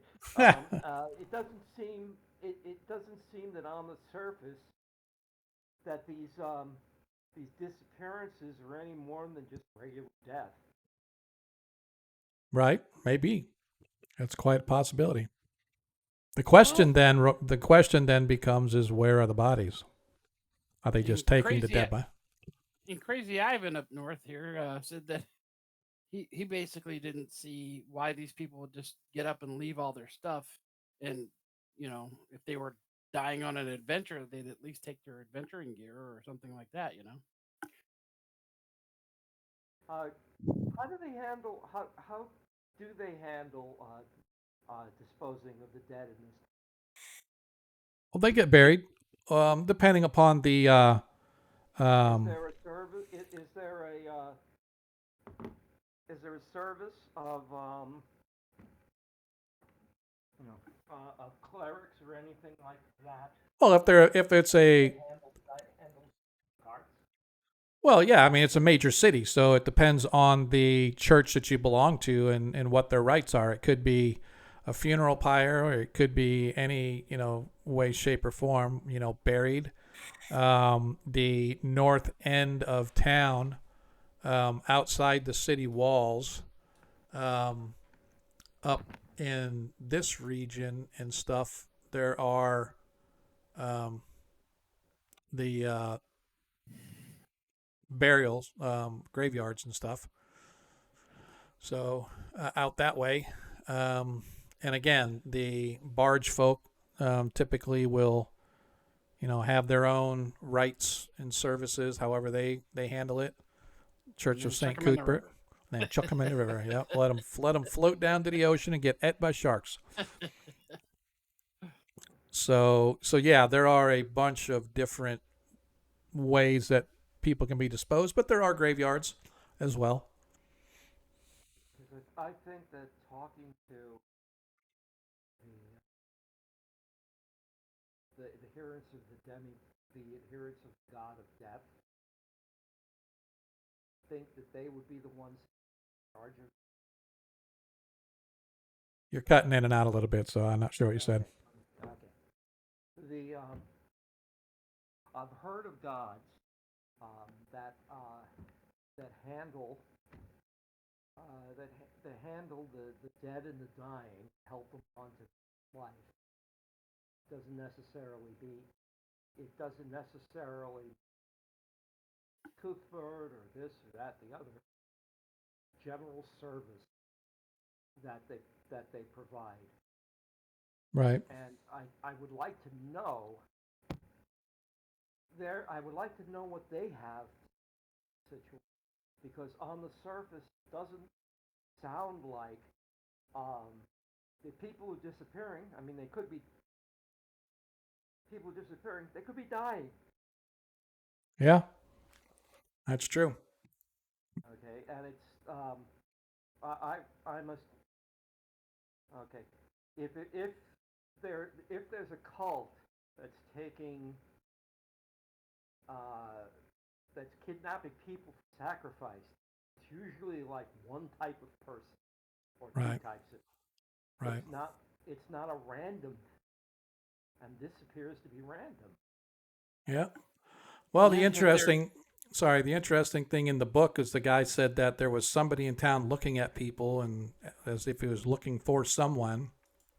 And then he looked at him, and then left, and that was like one of the last entries and stuff. So it's interesting. Are they looking for specific people maybe, or a specific type of person, or, it doesn't have to be man or woman, that doesn't matter. All of the ages vary between ages of 20 to 40ish or so.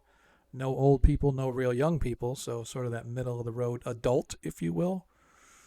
So it's, who knows? We're not sure, which is kind of what we're trying to dig into here. Is there a problem with slavery in this town? No, No, slavery is a no-go in the city, although there's probably some underground semblance of slavery, but nothing like overt. Um, you know what I mean? If it's found out, it's prosecuted. Because if these, let's see, the people appear to be mostly healthy, men and women, no elderly children. So that sounds like the type of people that would make good slaves, Mm-hmm. especially if there's a cult, okay, that's turning out something that requires. Yep. Bring out your dead. Yeah. This is what I'm thinking. Okay, in that part of town, um, there's like no businesses, people squatting. Yep. Okay, somebody, some organization, some cult, some religious action has to be coming by and picking up these people that die and taking them out and having them. And those people, I we should talk to because they may know more than we've been able to find because they're the ones that, if it exists in Greyhawk, they would be the ones that are head. So Mhm. the head guy up there, Ivanov, whatever his name Yeah. was, crazy Nikolai. Ivan, Nikolai, there you Nikolai. Come on, go. man. Nikolai. This is why you need to get yourself a little journal and take notes as we go along so you can follow along with the story. Nikolai. Uh, Nikolai. Okay. All right. Anyway, so Nikolai. did we did you see people milling around in this section of town? I would assume we did because they're not really Did you working. notice if they were do you notice if they were diseased or Didn't Did we see notice. anything like that? No. Didn't notice, although in a place like that, it's probably not uncommon. okay? I mean, they're uh, smallpox, uh, other things, other diseases that would be spread by by um, by poor sanitation, um, and But that would be like in a normal, and even Nikolai said that this is not normal.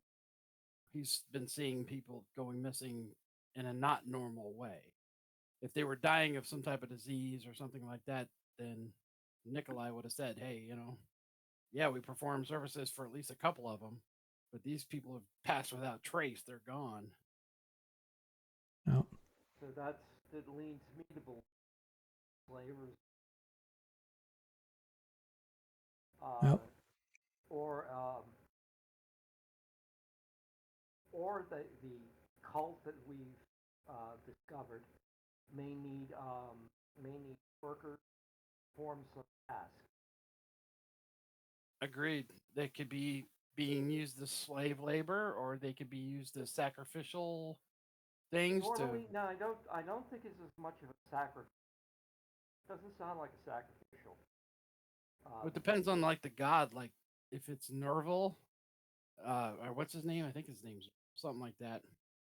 He's like the evil god of death, Oh, and Neural? Neral, that's it. Yeah.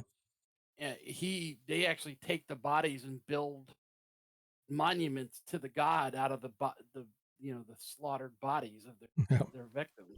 Yep. So Yepper. Hence the question on did you smell death? yeah, Yeah. like, Yeah. Did not that would have notice been anything. Yeah. That would have been noticeable. noticeable.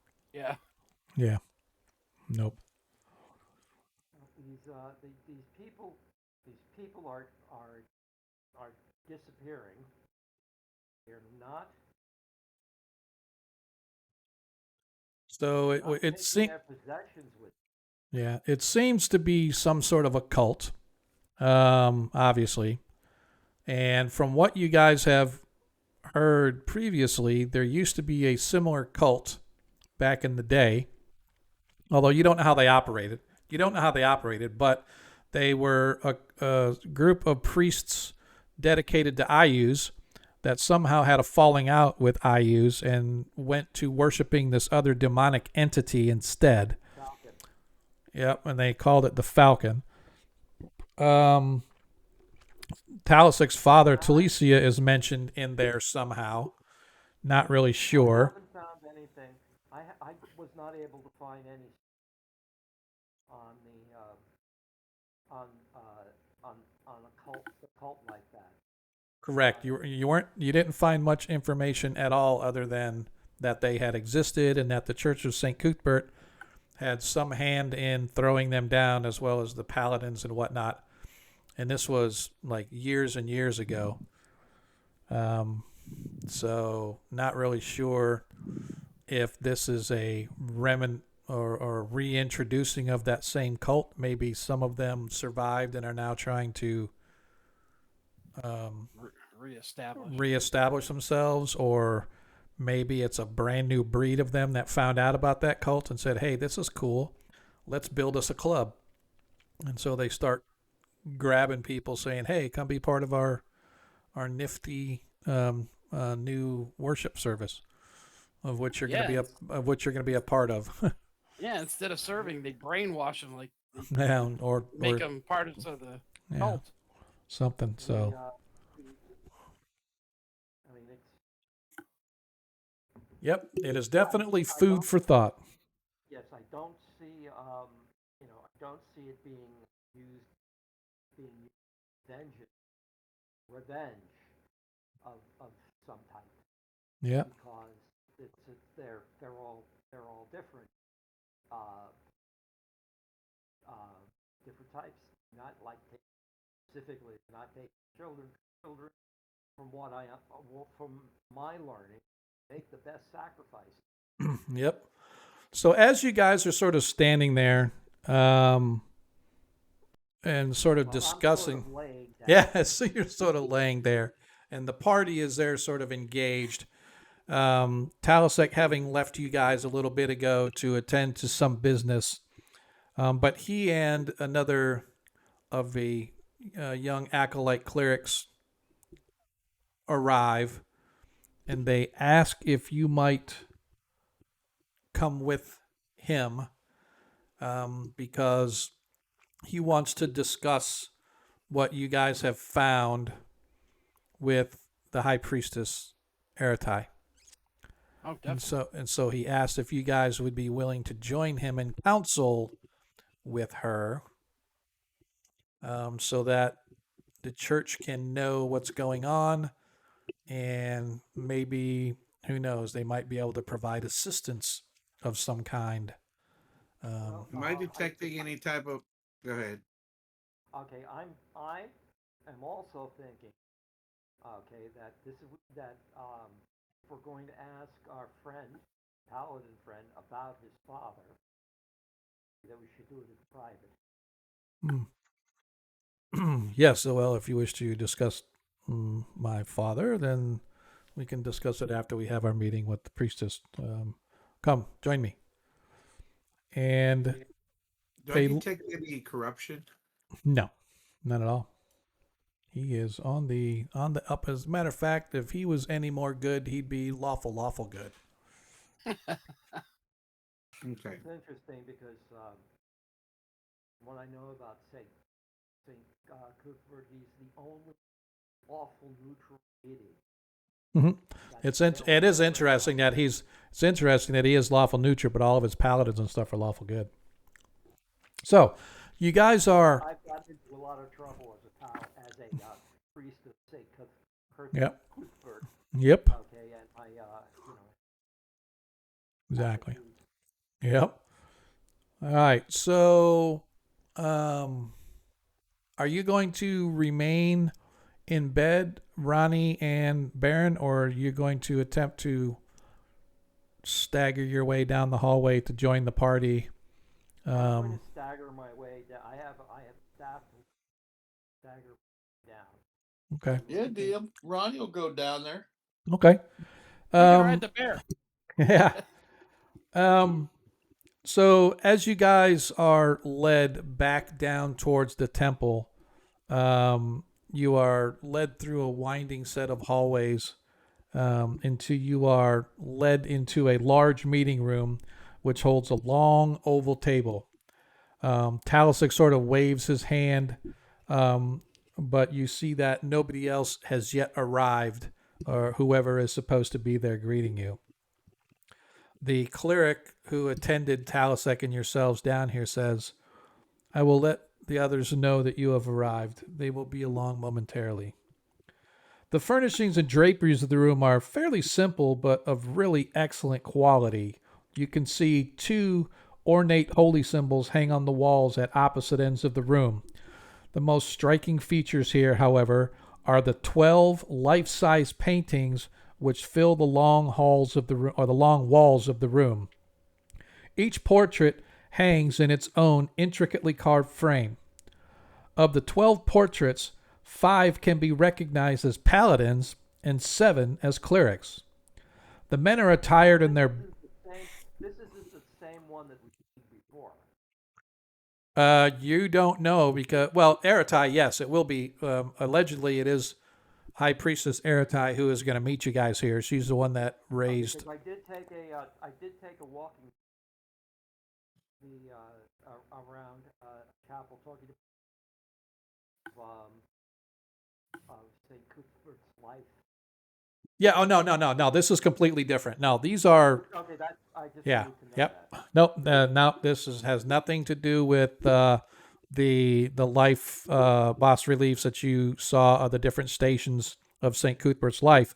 These are portraits of, like I said, of 5 paladins and 7 clerics.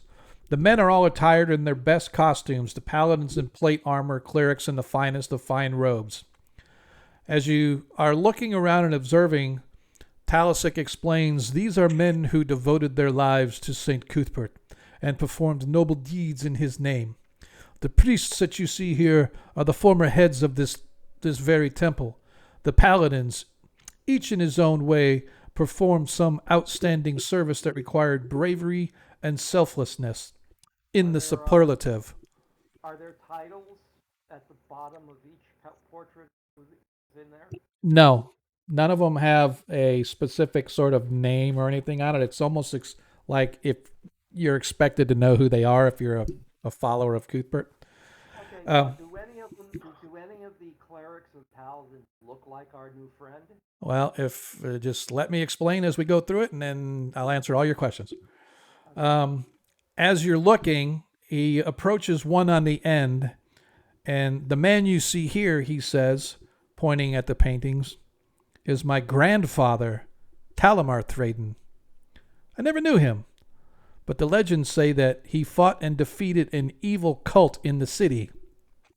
Somehow seems appropriate that we are here now facing a similar evil. And as you guys kind of look, you remember that according to Baron in the books, Talisic's father was involved with taking down the cult or whatever, but according to Talisic, he's telling you that it was his grandfather. These were humble men. Many of them objected to being honored in this way, but the priests insisted so that all who followed in their footsteps would learn from their examples. Many of the apprentices, in fact, all priests here, came to this room in times of need and to extract inspiration. The clerics who started this tradition were wise indeed. I wonder if they know how many men and women have been helped along the way by the inspiration this room provides. This is why meetings are held and decisions are made in this room, in the hopes that these great men will guide us in the direction of truth, as St. Cuthbert would desire. The paladin, or the painting of Talamar Thraden, portrays a tall man wearing beautiful plate armor, and you can see without a doubt the very resemblance that he has to Talasek himself. In fact, the armor that he's wearing looks to be a spitting image of the armor that you saw Talasek store down in the vault when he put it on when you guys originally went out to Shacktown, which, by the way, I should say, he left, and when he came back, he no longer had his armor on. He's back in his street clothes, if you will.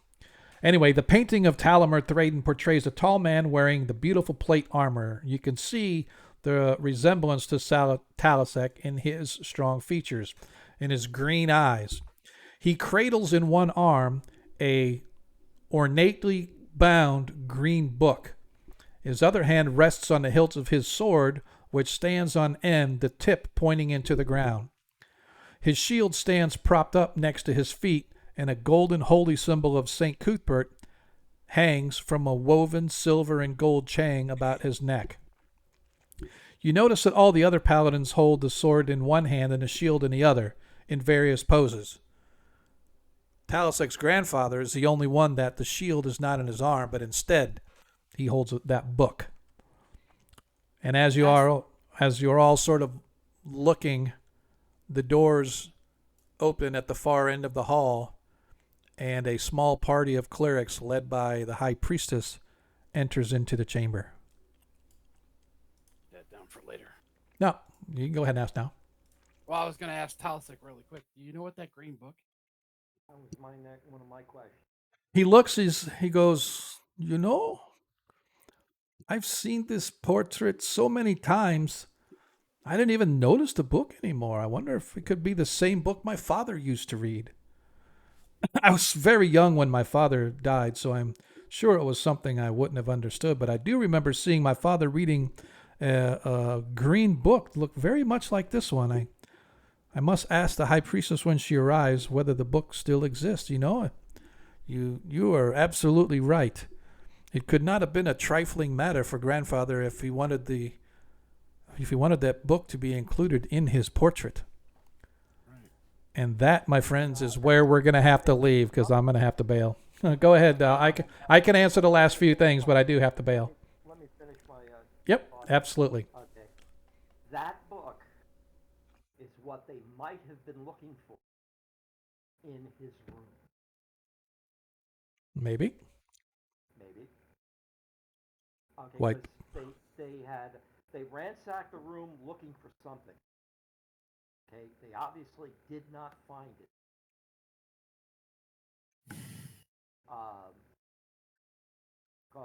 Because Alexek,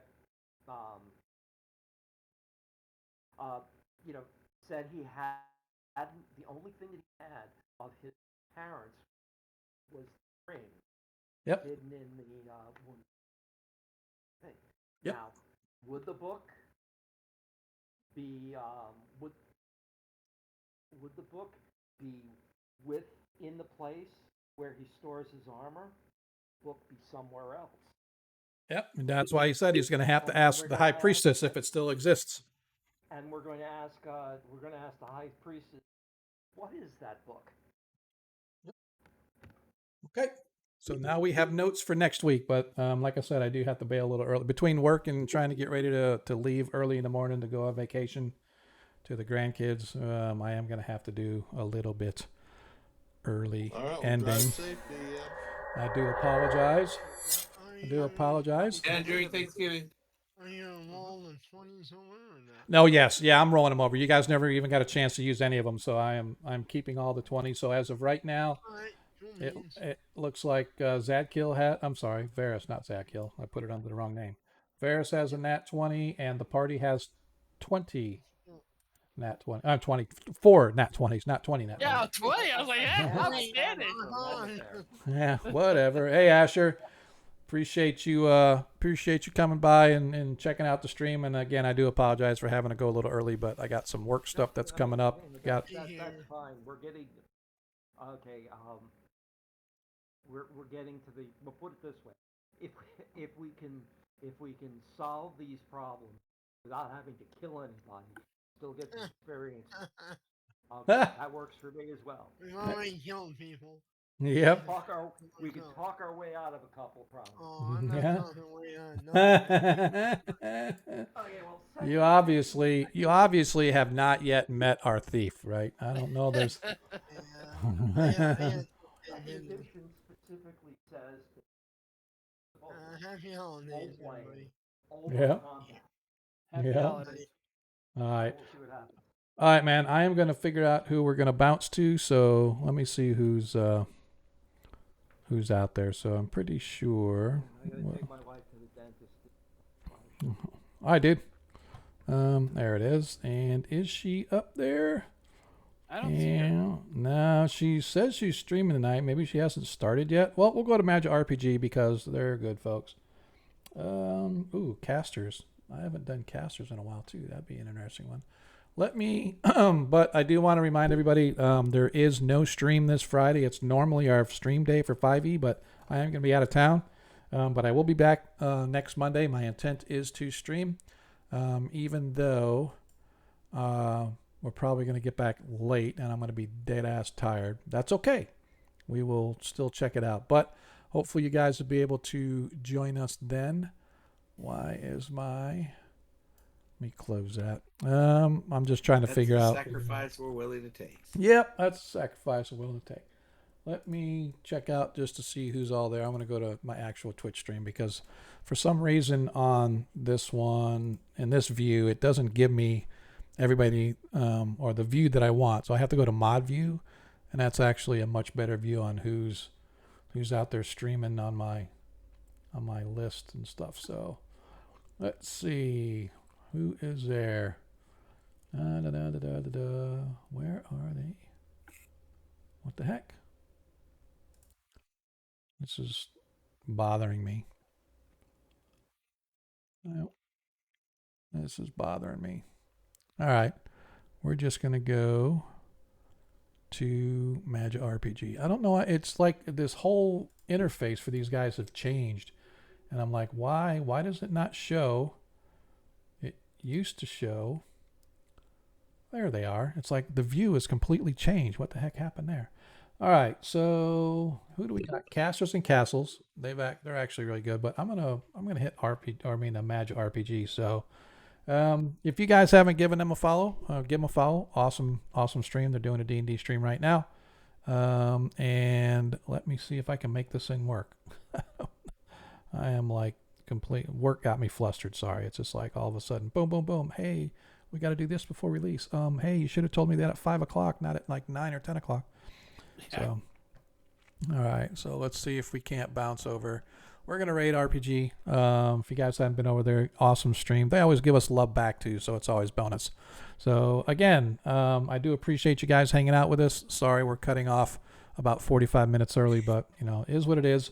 It's not a bad stopping point now. The party will have another week to kind of decide what they want to do, and we'll just pick it up next Monday. And plus, it'll give me time to figure out what I want to do to kill them before they figure out what's going on. So appreciate you guys hanging out with us tonight. And just remember, in a world you can be anything you want. All we ask is that you be kind. Please show some love to Magic RPG when you get there. Peace.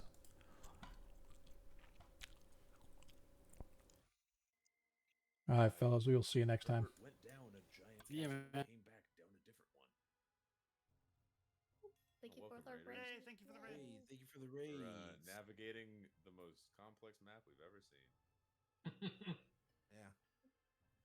And drawn by George. Well, I guess what's the worst case scenario with the no? We get eaten. blood drawn and eaten. Right. Okay. I get to meet my brothers. Noel also threatened to hunt you guys down, but maybe that was a bluff.